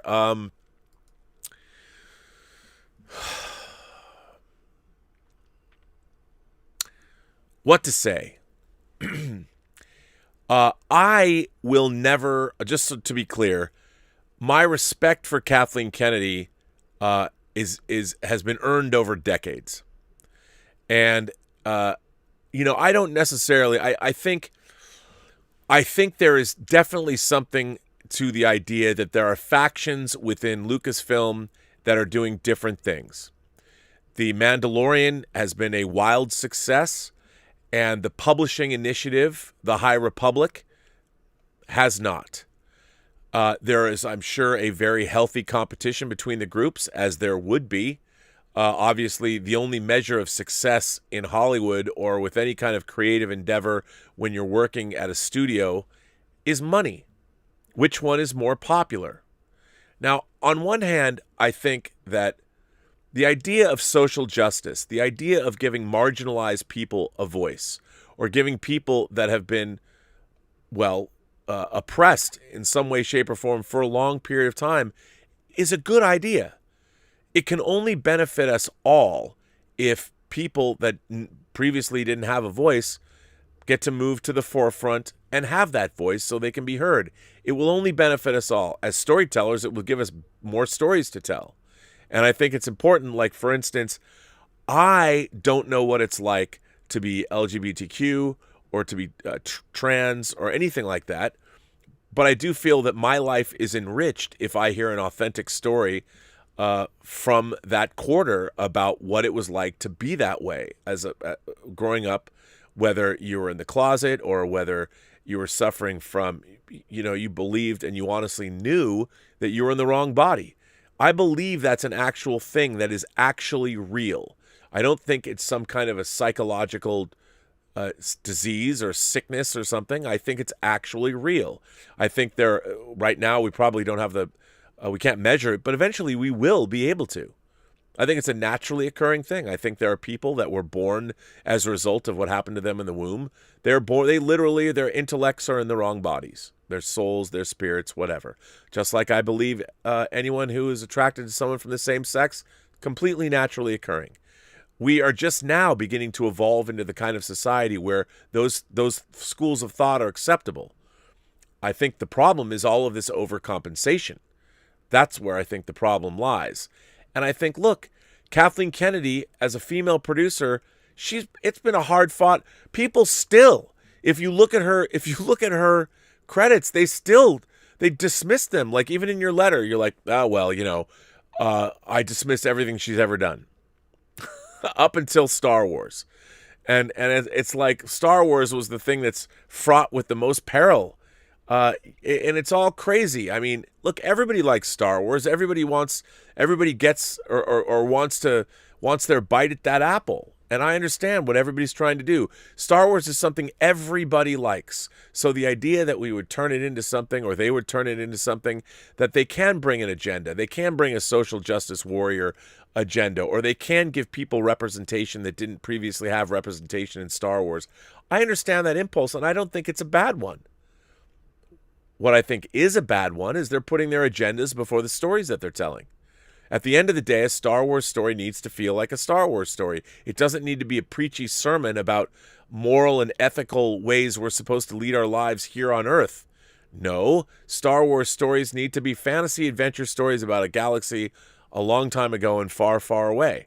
I think as soon as everybody who's finally being given that bite at the apple is very much overzealous about what they want to do and how they want to use their time to convey their message, because they don't know how long that time is going to last, and it may never come around again. So we're getting a lot of, bad stories because people are putting their agendas before their characters and their stories. I want to inject my story with this. Well, then you've lost. And you end up not selling stories because the people that Star Wars appeals to, both young and old, are not here to listen to your agenda infused in the middle of a Star Wars tale. It makes your Star Wars story bad. And I get that. I understand that. I think that's the real problem, is when people have the ability or the time or what's the word I'm looking for? I've lost the word, but the ability to finally delve into these kinds of tales. It's too bad that now so often they're being squandered, like on Star Trek Discovery, in favor of pushing these agendas that we already had developing naturally in our society anyway. It just wasn't going as fast as people might have wanted. I mean, now we have a whole generation of people that, my God, I don't know what they want, but man, we already had the natural evolution of society was chugging along quite nicely, and people were getting more realized, or more getting recognition, and there were more and more people delving into. The funny thing about all this is, like, it's not like there's an equal number of people of all races, sizes, shapes, colors, and creeds that want to go into the entertainment business, and there are people that aren't being let in. It's not like that. Working in movies is really hard, and it requires, you have to be a dreamer, man. You have to be, like, incredibly not pragmatic to want to go into Hollywood.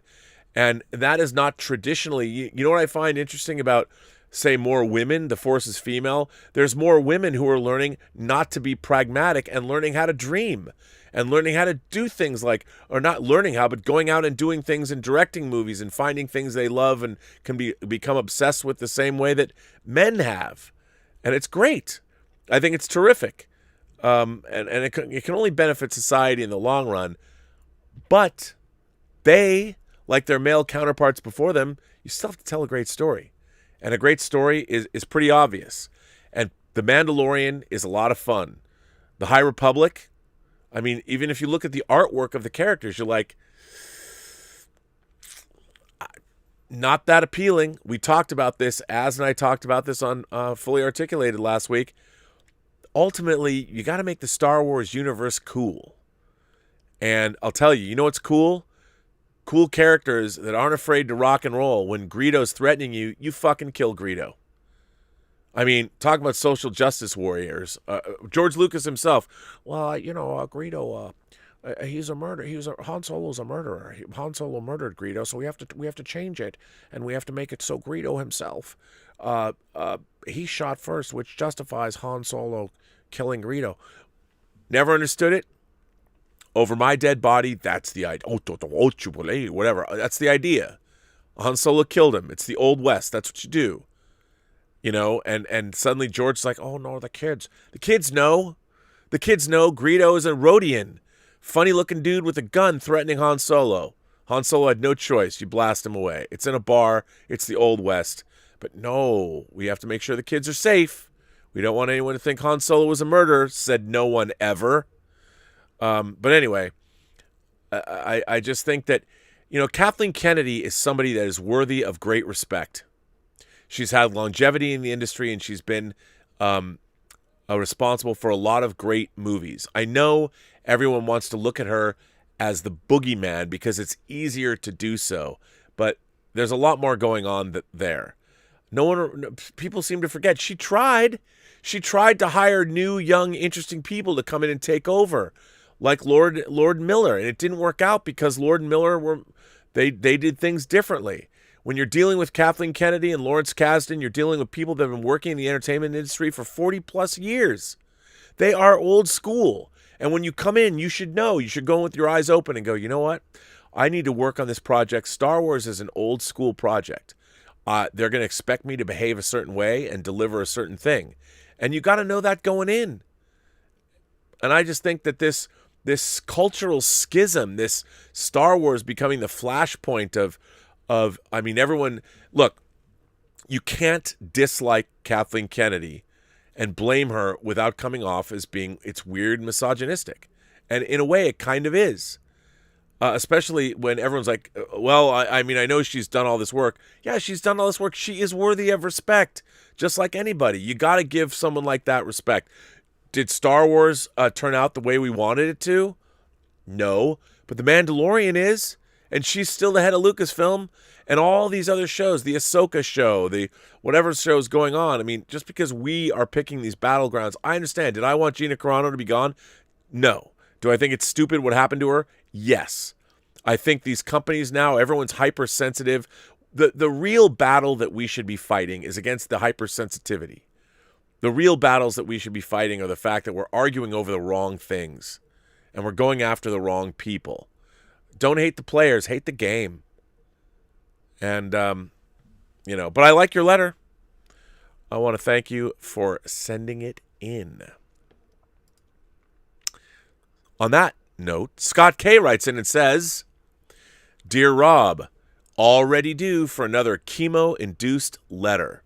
I know, a controversial topic, but after some retrospect, I wanted to discuss for it now, The Last Jedi. I'm doing this from memory, so hopefully I get all the details right. Now, I really do not like the sequel trilogy. Me neither. And most of the new Disney timeline. As I always say, though, to each their own, and if you enjoy them, more power to you. I know most people don't like how they handled Luke Skywalker. I didn't either. But it didn't bother me as much as other things.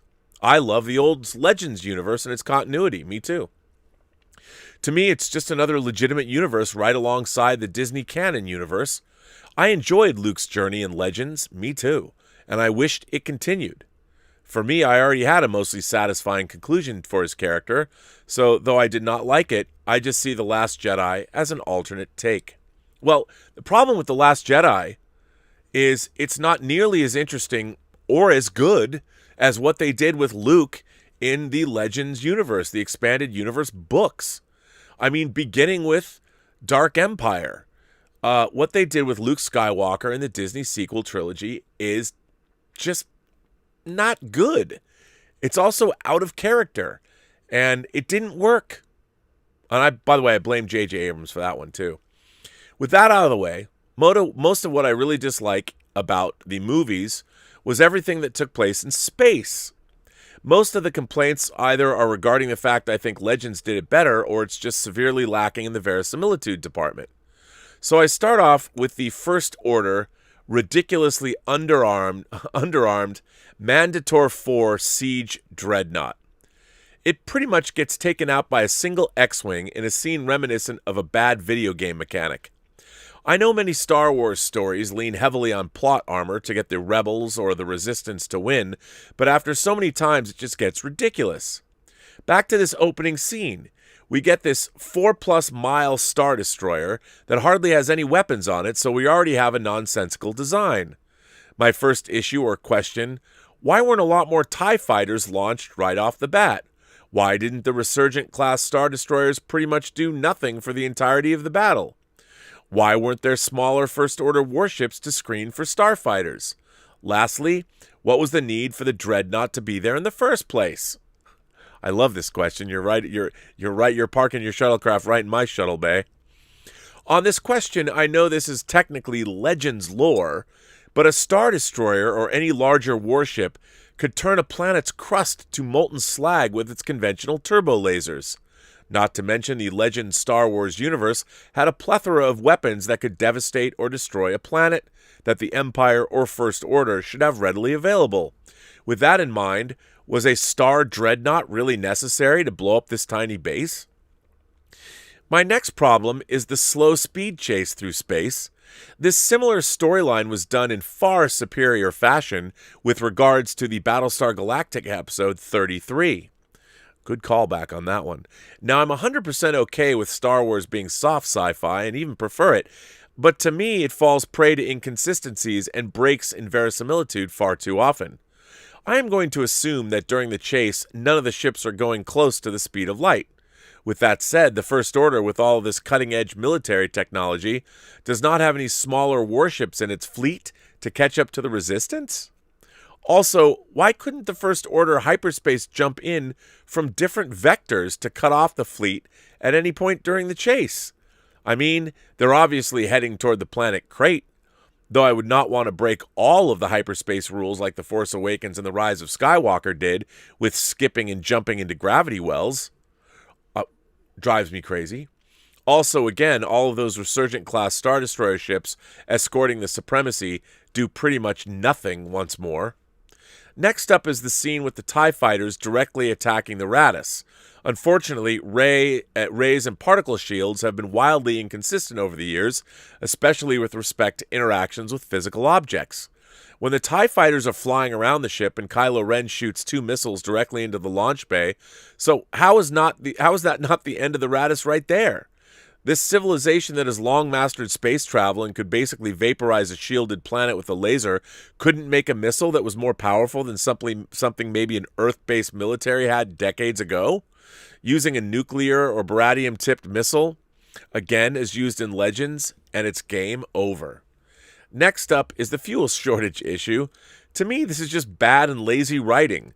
Again, the civilization of the galaxy has long mastered nuclear fusion, antimatter reactions, and exotic tachyonic matter power sources. The warships of the galaxy should have no issue spending years in space without resupply, with the crew being the limiting factor. With that said, how do all of these resistance ships suddenly and almost simultaneously run out of fuel? No, the Last Jedi conversation can go without discussing the Holdo maneuver. Oh, right. Pardon me, let me read that again. No Last Jedi conversation can go without discussing the Holdo maneuver. Now, hyperspace collisions were a thing in Legends as well. However, ship and planetary-based shields stopped such a maneuver from being successful. I also think it makes sense that hyperspace could be weaponized or accidents would occur.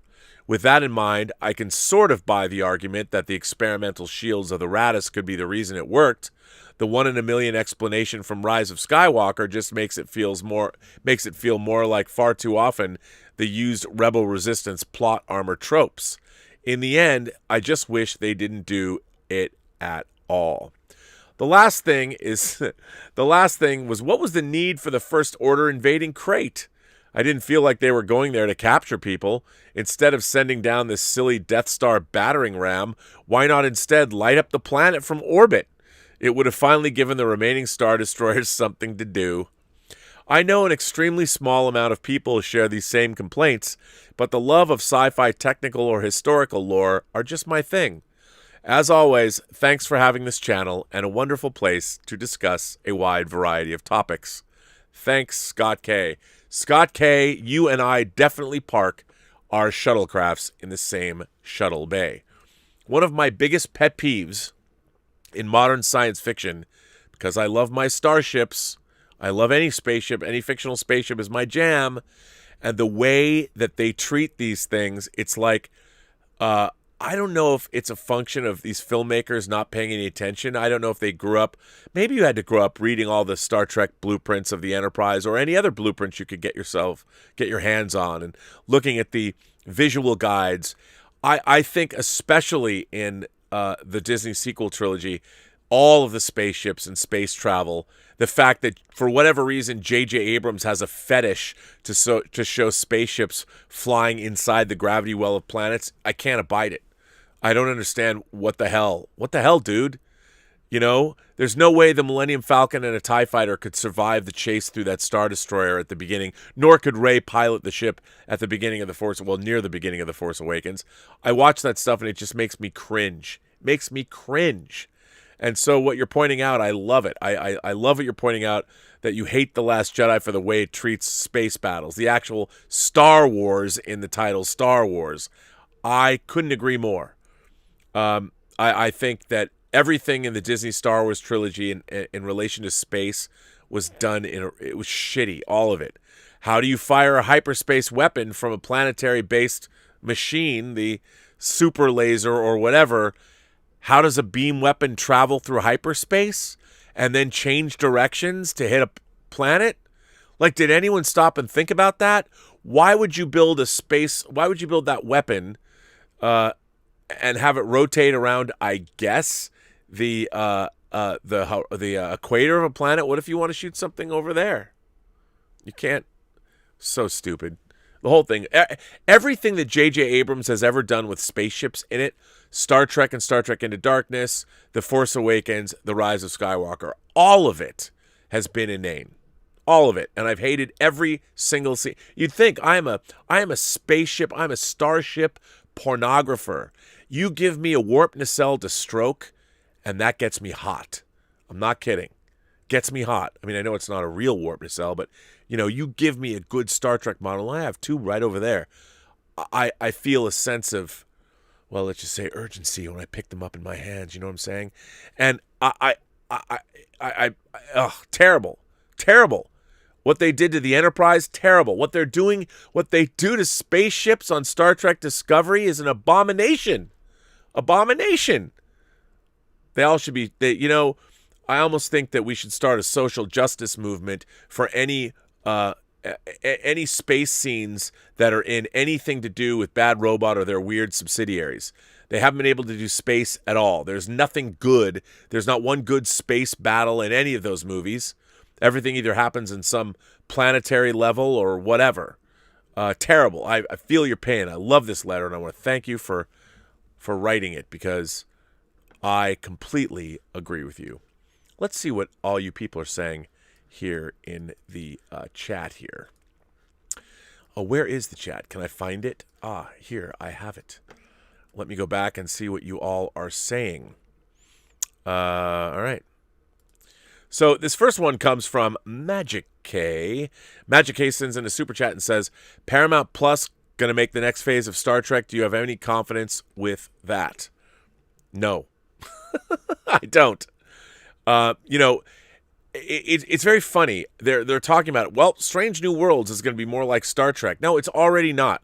You've already fucked up the portrayal of Spock, and I'm sure you will mess up everything else. I mean, I love Anson Mount as an actor. I hope it's great, but I have no faith that it's going to be, because I have not seen any faith in 3 seasons of Discovery, a season of Picard, and Lower Decks. I haven't seen any faith at all in what they're doing. I don't buy into it. I have no confidence. Richard says, DM me. Oh, that was from yesterday. These are both from yesterday. I'm sorry about that. Raymond Verada says, I saw on Twitter someone pointed out a giant skull on the right of the opening of the Genesis cave in the Wrath of Khan. I had to rewatch it to make sure it wasn't photoshopped. Did you hear about the new Easter egg? Another reason to rewatch Wrath of Khan. Yeah, I heard about it. I saw the picture. I'm like, how could there be a skull on the Genesis planet? Was anything living there? But yeah, I mean, it was interesting. It was interesting. Chloe says, does an editor have a final say when editing a movie?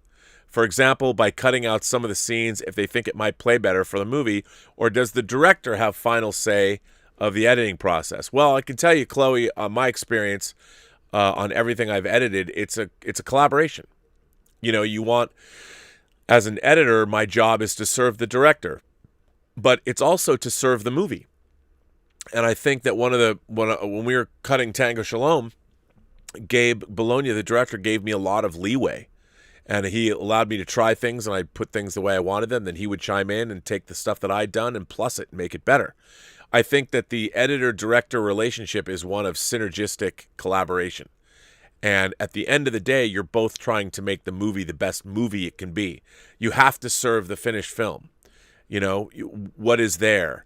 And you try and make it the best it can be. I mean, Tango Shalom was done for a very low budget, and there was a lot of limitations that we were able to overcome during the editorial process, which, by the way, I should tell all of you, anybody watching this this stream, the movie that I made, Tango Shalom, that I produced and edited and post-supervised and VFX supervised, will be available to see across the planet on Wednesday from noon to 9 p.m. Pacific time, and you will be able to see it from a Toronto independent film. They have their own film channel.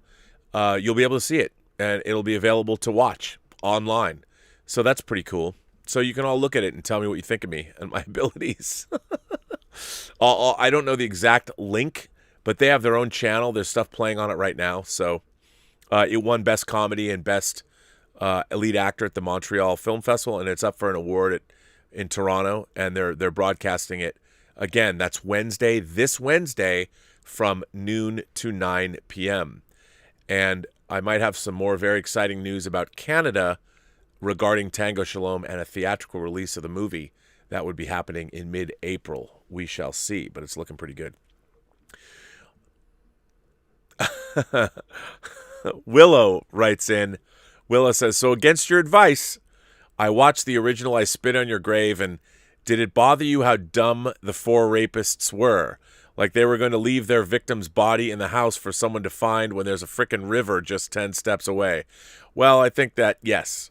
I Spit on Your Grave, the rapists were stupid, but the brutality of what was going on, I always found to be rather problematic. But yeah, they were stupid. They were stupid guys. But what did you think of the movie? Did you find it difficult to watch, or has it aged badly in the intervening 40 years? James Bonner says, hey, Rob, I wanted to share. I got the Criterion release of War of the Worlds from 1953. It looks amazing almost 70 years later, and the visuals hold up. They do. I think it looks fantastic, and they've removed all the wires that you could see on the war machines. So even though I kind of miss those because I grew up with them, but it's great to see how it looks now. It's pretty amazing. Justin Jorgensen is here and sends in a tip and says, in celebration of my favorite director's birthday, I finally watched 300 for the first time and loved it. Such badassery and action with a phenomenal story. It accomplished a lot for $65 million. One of Snyder's best. Absolutely had a blast. Wait a minute. How could you, Justin, if Zack Snyder's your favorite director, how could you have not seen 300? Now, I don't mean to get on your case, but I mean 300 was really a breakthrough movie for him, and you didn't watch it until now? How can that be? I love 300. I think it's a great adaptation of Frank Miller's comic and a great realization of that story. I really do like it. Our boy Throg is here. Satanic Throg from the ROC sends in a tip and says, perhaps today is a good day to die, is my favorite line from Next Gen Star Trek film. I know you dislike First Contact. It is the point in time we look back and say, just bring in the Borg. Is that what hurt the franchise? Thanks, Patrick. Yeah, I think, look, I like that. I like I like that line. I like Worf in that sequence. I just think, the thing about First Contact is I think the whole plot line is really goofy. I mean, there's cool stuff with the Borg taking over the Enterprise, but the stuff with Zefram Cochrane is goofy. The idea of the first warp flight could have been really interesting, but it just seemed like it was all so random. The Borg are getting defeated, so, oh, wait, we're going to go back in time to this one random moment and start shooting from orbit and maybe hope that we that we can prevent the future. Like, if they knew where they were shooting, here's what I don't understand. Like, why not just beam some more Borg down onto the planet and start assimilating the Earth? It's so weird. It's just a bizarre. The Star Trek The Next Generation movies and the Star Trek J.J. Abrams movies, those 7 movies, there's a lot of things that give me pause in all of them. A lot of weird storytelling. And First Contact is not immune to those questions. Fausto412 says, Audible needs you reading books. That letter was fantastic. Only recently discovered you had your own show. Thanos needs an origin story, a prequel. I'm sick of Gina Carano. She made her choice. I lost my job over my opinions expressed about women. Yeah, I mean, no, you're right. I think Gina Carano did say things. She was warned. She knew what to say. I mean, she knew she was going to get in trouble. It's like the old from Airplane. They knew what they were getting. They bought their tickets. They knew what they were getting into. I say, let them crash. But I mean, it seems that's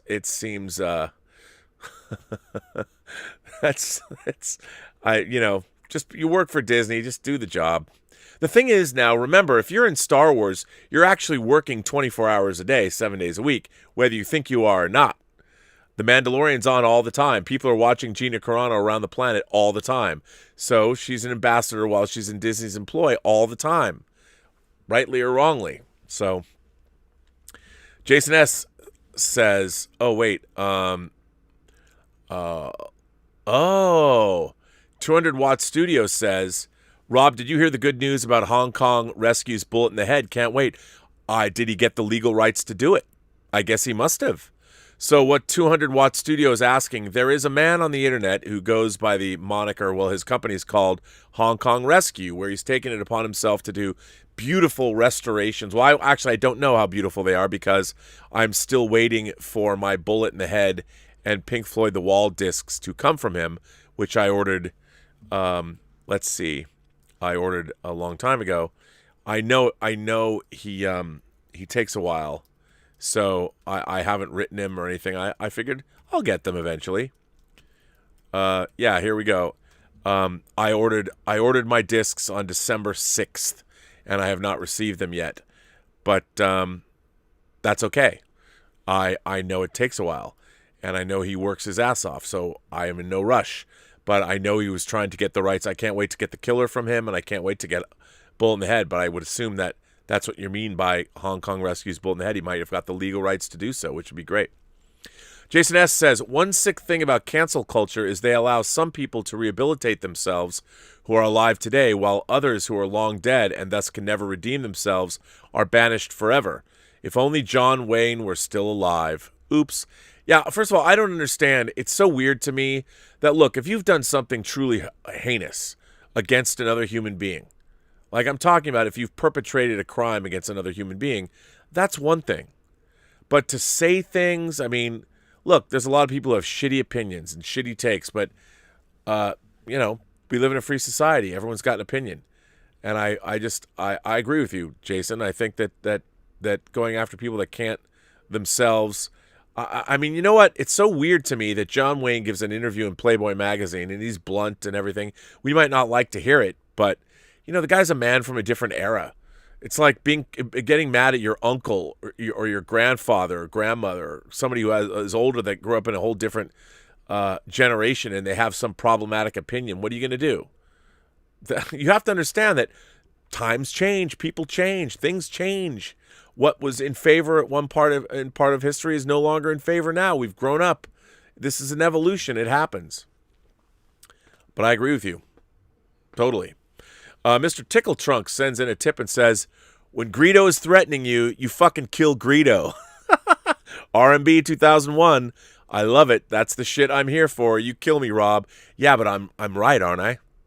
I mean, if a crazy green Rhodian's coming after you and literally says, over my dead body, and then he says, that's the idea, he's going to kill you. He's going to kill you and take your body to Jabba the Hutt. I mean, and collect the reward money. That's exactly what was going on in that scene. So it's so silly that, George thought that, upon careful consideration, now that I have children, I'm afraid that Han Solo will come off. Look, man, when I'm 8, I was 10 when I saw that movie. When I was a kid, I never would have thought that Han Solo was a murderer, murdering poor Greedo. Greedo's a bastard. Greedo works for a criminal, and he showed up to kill Han Solo to accept the reward. Everyone gets that. It was so stupid, the whole thing about... Wait a minute. Hold, please. Let me see if I can... where is it? I have it here somewhere, but I just threw a bunch of stuff away. I hope I didn't throw this away. There, I've got it. Hang on. Here, you know what I always have as a reminder? As a reminder, I'm going to show you. I keep this on my computer as a reminder always, and I'll show you what it is. I think you'll all, since we're talking about this now, I think you'll understand why. It's right here. Wait, this is it. This is the moment from the original Star Wars in 1977 where Han shoots first. Here's the frame. Yes, I'll bet you have. Right there. There it is. That's the frame that I took off my original version of Star Wars, and there it is. That is Han Solo shooting Greedo, killing him, shooting first. Never forget. There it is. I always have that at arm's length to remember. Brandon Shee says, Rob, do you think we could ever see the return of Donnie Darko director Richard Kelly? He followed up his breakthrough Darko with 2 interesting but flawed flops, Southland Tales and The Box, then nothing. He also wrote Tony Scott's movie Domino. Surely the cult followers of Donnie Darko would support this guy. I have to tell you something. After I'd made Free Enterprise, there used to be a pool hall in the base of the Beverly Center Mall. It was cool. It was a pool hall. It was right down the sidewalk from the Hard Rock Cafe. One night I was in there. It probably had to have been in 1999. I played pool with Richard Kelly. He was in there, and we had a lovely conversation. We talked about a lot about Stephen King. We talked about adapting The Long Walk. He was very nice. I think he'd seen Free Enterprise. He was very complimentary. And he was great. I really, really, really liked Richard Kelly, and he was very, very smart. And I really liked him. And I will tell you, I happily plunked down the cash for Arrow's Southland Tales Special Edition that just came out, which I'm looking forward to seeing the canned cut of it. And I own the box. I bought the box when it came out on Blu-ray, 10 years ago, which, by the way, is a readaptation of Richard Matheson's story Button Button that was originally adapted for the mid-'80s Twilight Zone. And I liked the box. I thought it was pretty interesting. I would love to see Richard Kelly come back. I kind of feel a kinship in that I made one movie, wasn't necessarily as good as his movies, but he made 3 movies. I'd love to make even a couple more, but I don't understand why he went away. And it's tough. I know it's hard. But I would love to see Richard Kelly come back. As a matter of fact, hey, if anyone knows him, Richard Kelly, I'd love to have you come on the show. I don't know if you remember when we met at that pool hall and chatting, but I'd love to have you on to talk about the release of Arrow Southland Tales and the restoration. Maybe I'll see if I can reach out to him somewhere. But if anyone knows him, I'd love to have him come on the show because I'm a big fan. Matt Lyons sends in a super chat and says, love the show, Rob. Name your 5 favorite spaceships. Number 1 being your most favorite. Well, I can tell you my number 1 most favorite is the Starship Enterprise, the refit version as seen in Star Trek The Motion Picture. My number 2 favorite starship, since you can't have 2 Enterprises, I won't. But my second favorite starship of all time, I'm not going to lie, it's the Millennium Falcon. And because it was so groundbreaking at the time. And I think my third favorite starship, which is probably no surprise to anyone, is the Klingon D7 battlecruiser that was first seen in the 3rd season of Star Trek. I think in Elaine of Troyes was the first. Now, when you go back and you watch the remastered series, that's wrong. But in the original series, it was correct before they remastered it. I think my fourth favorite spaceship of all time is this bad boy right here, the Eagle Transporter from Space 1999. Because remember, I grew up with these spaceships. Now, how many did you ask? 5 favorite spaceships. I have to pick one more. Ooh, okay. I have to pick one more. Wait, of all time. Let's see. My 5th favorite spaceship. I have to look around and think to myself, well, there's a lot of candidates. I'm thinking back to the old Starlog photo guidebook of spaceships. Oh, I know what my 5th favorite spaceship of all time is. The Space Battleship Yamato, otherwise known as the Argo from Star Blazers or Space Battleship Yamato. And what's so funny is it's right over there on a shelf. And, yeah. But then again, I'd say runners up. I love the Battlestar Galactica. Gotta love the Battlestar Galactica.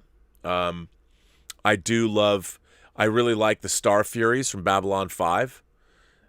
Pretty good stuff. Yeah, all those things. There's so many spaceships. Trav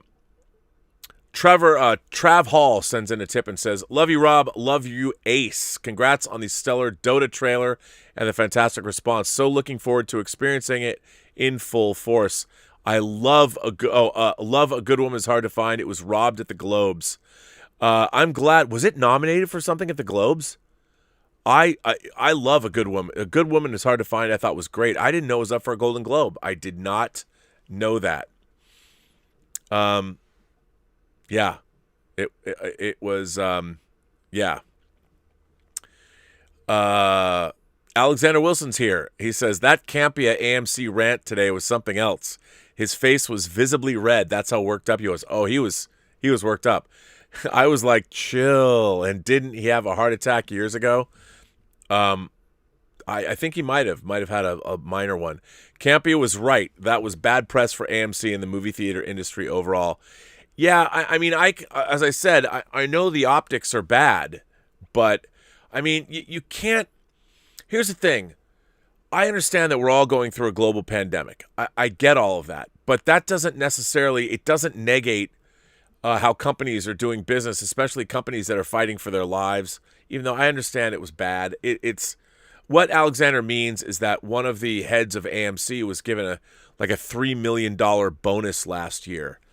And John was very upset about that with other people losing their jobs and all these things. Yeah, it's true. But can you imagine what I said about it is before the pandemic, AMC just spent $5 billion building like their Dolby cinemas, renovating their theaters, trying to give people the best experience of movie going possible. And they were doing that. And so they have their CEO, the leader of the company that spearheaded that advancement. And he was making $9 million a year. And AMC was turning a tidy profit. They were doing very well. And then suddenly the pandemic hits. Your business is decimated. And I think that what they were trying to do, rightly or wrongly, was retain the man, the architect of the plan. You know, if you spend $5 billion and now it's a lot higher than that, you want to make sure that the person that spearheaded those advancements is kept around. If they're good at what they do, you've got to pay them to keep them here, or they'll leave and go elsewhere, rightly or wrongly. And I whether that's right or wrong, but he was pissed, and he's not wrong. But I was trying to offer a counterpoint where I could maybe understand that, maybe not justify it, but understand it. Mr. Tickletrunk says, I was totally agreeing with you, Rob. You fucking kill Greedo. The way you said it, so matter of fact, tickled me. Pun intended. That's right. Greedo must die. Alexander Wilson goes on to say, what's your opinion on Alex Proyas' Dark City? When I first saw it, I thought it was a masterpiece. I feel like it doesn't get the credit it deserves. Did the simulation world before the Matrix. I agree with you. I love Dark City. As a matter of fact, I like the director's cut better that doesn't tip you off about all of that in the beginning, which I think is just insane. Thank God. The Blu-ray's great. I'm a big Alex Proyas fan. I even liked, I love Knowing. I thought Knowing was great. But I even like Gods of Egypt. And if you like Dark City, I've always looked at Gods of Egypt as kind of the historical, Gods of Egypt is not about our Egypt. It's just called that. Maybe those gods visited us, but I always saw Gods of Egypt. Yes, is it extremely goofy? It is, but I always saw it as the history of the planetoid or the place from Dark City. If you watch Gods of Egypt and Dark City together, they create, I don't know quite what they create. It's a little weird, but it's kind of interesting. But yeah, I'm a huge fan of Dark City. A huge fan of it. Rodian for Life. Uh-oh. Rodian for Life says, leave George out of it. He was just helping poor Greedo look a little better to his family. Surely some of you can understand that. The Rodian gave his life to feed his kids. Have some compassion. Rodians are a noble race.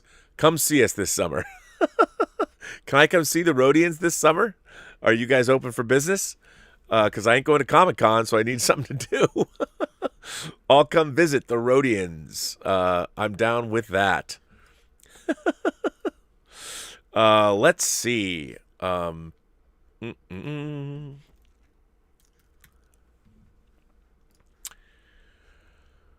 This is an interesting letter from our friend Omar94. Writes in, Hi, Rob, moderators in the Post-Geek Singularity. I'm not sure how you feel about whether it's important to watch the entirety of a movie or a TV show in order to judge it fairly, since I've been somewhere in the middle about it. I've seen the entirety of some shows and movies, but there are some where I didn't finish them due to not really liking it all that much. For example, I was not a fan of the original Untouchables TV show pretty early into the show, but I watched every episode to see what it was like, and I still could not get into it that much. I saw the Sylvester Stallone movie Rhinestone from beginning to end and had a really hard time finishing it since I could not get into it pretty early into the film. However, I tried, but I could not finish M. Night Shyamalan's The Happening. I had a really hard time staying focused on the film, but by the halfway point, I just stopped watching it. It's so bad. That's why I'm somewhere in the middle about this, since I've seen the entirety of some shows and movies, but there are some where I didn't finish them, as I had a hard time watching them till the very end. Thanks, and live long and prosper. Well, Omar, I think you're not alone. I mean, I don't feel that you have to watch something from beginning to end. I mean, if you don't like it, you shouldn't watch it. I wouldn't. But, yeah, that's kind of how I feel about it. So don't feel guilty. Some things, just life's too short. Watch what you like. And if you're watching something you don't like, why bother? I think that I think it's okay to turn things off that you might not like. I think that's okay.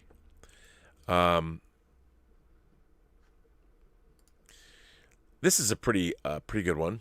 This one comes from Jeffrey Brown. Jeffrey Brown writes in, Hello again, Rob. It's me, Jeffrey.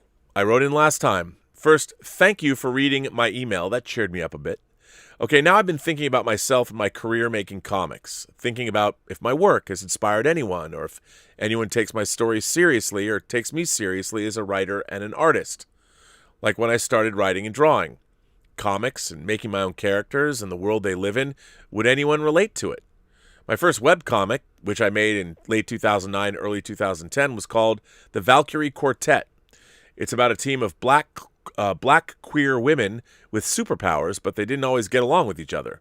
Like, for example, they were always in misadventures, and the trouble would always come find them, battling weird, colorful freaks of nature, B-movie monsters with a body horror twist, and I gave it a soap opera drama to make things interesting. I'd even written and illustrated a number of one-shot comics and mini-comics until 2019. A lot of it was just me trying out ideas. Some worked, some didn't, but I had a drive for a long time to make the best stories I could. Nothing sold much or at all, but I kept on until I hit a wall this year after 2 elderly family members had died, and that put me in a funk. I was almost about to quit making comics, but instead I took a break to get myself together and get re-inspired to create again. Anyway, I'd written and drew for a number of years till 2019. I ended on a happy ending for all of my characters, and I'm now thinking about rebooting my webcomic and characters because I've been thinking about doing something different with my characters, but I have been thinking about Dwayne McDuffie, Jack Kirby, and Stan Lee's example of setting my stories in the world outside my window, and my characters dealing with real-life problems going on in the world right now. I've let friends of mine look at my comics and tell me that they are actually fun and read like a sitcom. Even though I don't go into writing my characters in such a way, I fancied myself a horror writer and artist, but I know my art and stories look and scream horror because I know my art and stories don't. I think you say, look, I think you're saying don't scream horror because of all the bright colors I use, or if it's in black and white, some people don't like it. But I've never made a comic that people would want to buy that would sell out. I'm even hesitant about making webcomics and putting them on Patreon because I wonder if there's even a market for what I make. I know, being a queer black comic creator, the deck is stacked up against me, and not everybody is going to support the content that I make. I may never even see the glass ceiling, let alone break it. I want to ask you for some advice to get over my self-doubt and get back into creating comics again. Here's links to some of my stuff. My webcomic, I will put this on the live chat. I have not seen this comic, but I'm going to put this on because I will do that for any member of the Post-Geek Singularity that's doing work.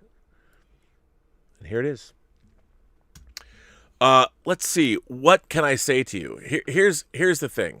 Jeffrey, my advice to you is to never stop creating. Never. Because, first of all, it really doesn't matter. Look, obviously, when you're creating comics, you're doing so for an audience. It presupposes that you have an audience. But I only say this: the more you create, the better you're going to be. The more you do the things you do, the more you write, the more you draw, you're only going to get better. And hopefully, in getting better, you'll find more of an audience, and more people will gravitate toward your work, and you might have something really important to say. And my only other advice is that, look, the important thing is to find your own voice. You know, I see so many people, and I saw this a lot when I was reading screenplays for a living. There were all these scripts that were emulating things that came before, like, buddy cop movies are big, I'm going to write a buddy cop movie. Well, if buddy cop movies are big and you write a buddy cop movie, you're too late. You know, the whole point would be to be a trailblazer and write something new and write something unique. And the place that you're going to find something that's the most unique is within you. You know, like you just said, I think what's really interesting is you said to me, this is how you define yourself. I know, being a queer black comic creator, the deck is stacked up against me. I would say the very opposite. I would say there's no better time right now in any time in history to be a queer black comic creator. The important thing is you've got many, many, many years and many eyes that are going to be on your work that maybe might not have been there 5, 10, certainly 25 years ago. What's really important is, what are you going to do with that? How are you going to take that? What does it mean to you to be, as you describe yourself in this letter, a queer black comic creator? I'll tell you something. I want to read that story. What is it like? What is it like for you? And if you want to couch it, you know, in a superhero story, I think that's great. But what does it mean to you? I don't understand, because I am not a queer black comic creator. What does it mean to be that? What does it mean for you and in your world? Tell us that story. You know, I always say at the end, and I'm not saying necessarily do an autobiographical comic, although you certainly could. You know, you could do something very, very like an R. Crumb comic or something. But I think that what the world needs is your voice, you know, and tell us what is on your mind through your work. I think that's what the best art is. It's you conveying your truths and your understanding of the world through the work that you're doing. I absolutely don't think you should give up. Because you don't want to give up. You want to keep creating. You want to find an audience. And what's going to get you an audience the most is you. Your unique perspective. And if you couple that with your abilities to create comics, I think you're really going to have something. Now, I have no idea what that is, because I'm not you and we don't know one another. All I know is that you've written me letters, and I think that you're asking me for advice. So my advice to you is keep going. Don't give up. And I would focus on finding what makes your voice the most unique it can be. I think that way we'll get something good, that everybody will, maybe your sales will go up, you know, and you might find an audience that you never knew you were going to have. So that would be my advice. Kate Bush Kate Bush, don't give up, because you always have friends here, and I'd love to see what you create in the future. Let's see. Trev Hall says, still waiting for Western Weeks, Three Amigos. Thanks for your work, brother. Well, Trev Hall, thank you so much. We didn't get to Three Amigos yet. I was trying to do I was trying to do the classic Westerns. Big Kevin Smith fan 1 sends in a tip. These are very surreal. Hi, Kevin. I just want to say that I loved in the commentary for Chasing Amy that it's referred as your science fiction film. I like to say it isn't. Nothing about Lee or Affleck's hyper-misogynistic Holden and Banky rings false still today. Thanks. I don't have the heart to tell Big Kev Smith fan 1. Kevin Smith fan 1. I don't have the heart to tell him. Maybe someone else will. But that's hilarious. Nick Parrish says, what's up, Rob? So does a movie like Tom and Jerry, making close to $14 million this weekend despite being on HBO Max, signal that March might finally be the beginning of a box office recovery, given New York City's opening and the film slate? Kong may be big. Hey, you never know. I think it's going to be a slow but sure uptick. But yeah, I think especially because it opened Tom and Jerry was on HBO Max and it was in the theaters. I think people are going to want to go. I think if anything, we're in a position now where, assuming that the cases don't go up because of variants or other things, that maybe we're poised to see a comeback. One could hope. I hope. I don't know, but I think King Kong. If any movie could do it, Nick, it might be King Kong. That would be the one to do it. So we shall see. And on that note, a hopeful, optimistic note about movie theaters brings me to the end of Robservations episode number 631. From what I understand, again, we keep putting off whining about movies, and I apologize. Elizabeth is just really busy in school, and we don't have a lot of time to watch these movies between what the two of us are doing. So I apologize. We will not be doing whining about movies tonight. Unfortunately, I keep pushing off All That Jazz, which is one of my favorite movies, and I feel very, very guilty. So I hope nobody holds it against me. But everybody around this planet, this great planet of ours, can see Tango Shalom, the film I produced and edited. Remember, people might want to know what it is. I describe it as being a indie Jewish spiritual quest family dance comedy fable. That's fun for the whole family. Definitely, it's probably ultimately G-rated, although I would say it's probably PG-rated. But it's not exactly, I think, every Imagination Connoisseur's cup of tea, but I'm very proud of it, and I'm certainly very proud of the work that we put in on the film. And you will be able to see it free of charge on Toronto's independent film station. As a matter of fact, let me find where that is, and I will put the link in. Let me see if I can find where that is, and I'll put the link in the live chat, and you can see it. Let's see. I found the link. That would not be it. Let me go further. It's very frustrating. Here we go. I think this is it. No, that's not it. I'm looking for the link for the actual. It's going on right now. You can log on and you can see things. I've got this gigantic email link that is very, very long, and I can't find where the link is, but it's Toronto Independent Film Channel or something like that. But it is. It's going on right now. It's the Toronto Independent Film Channel or something. I'll find out. I'll post the. I don't actually have the link.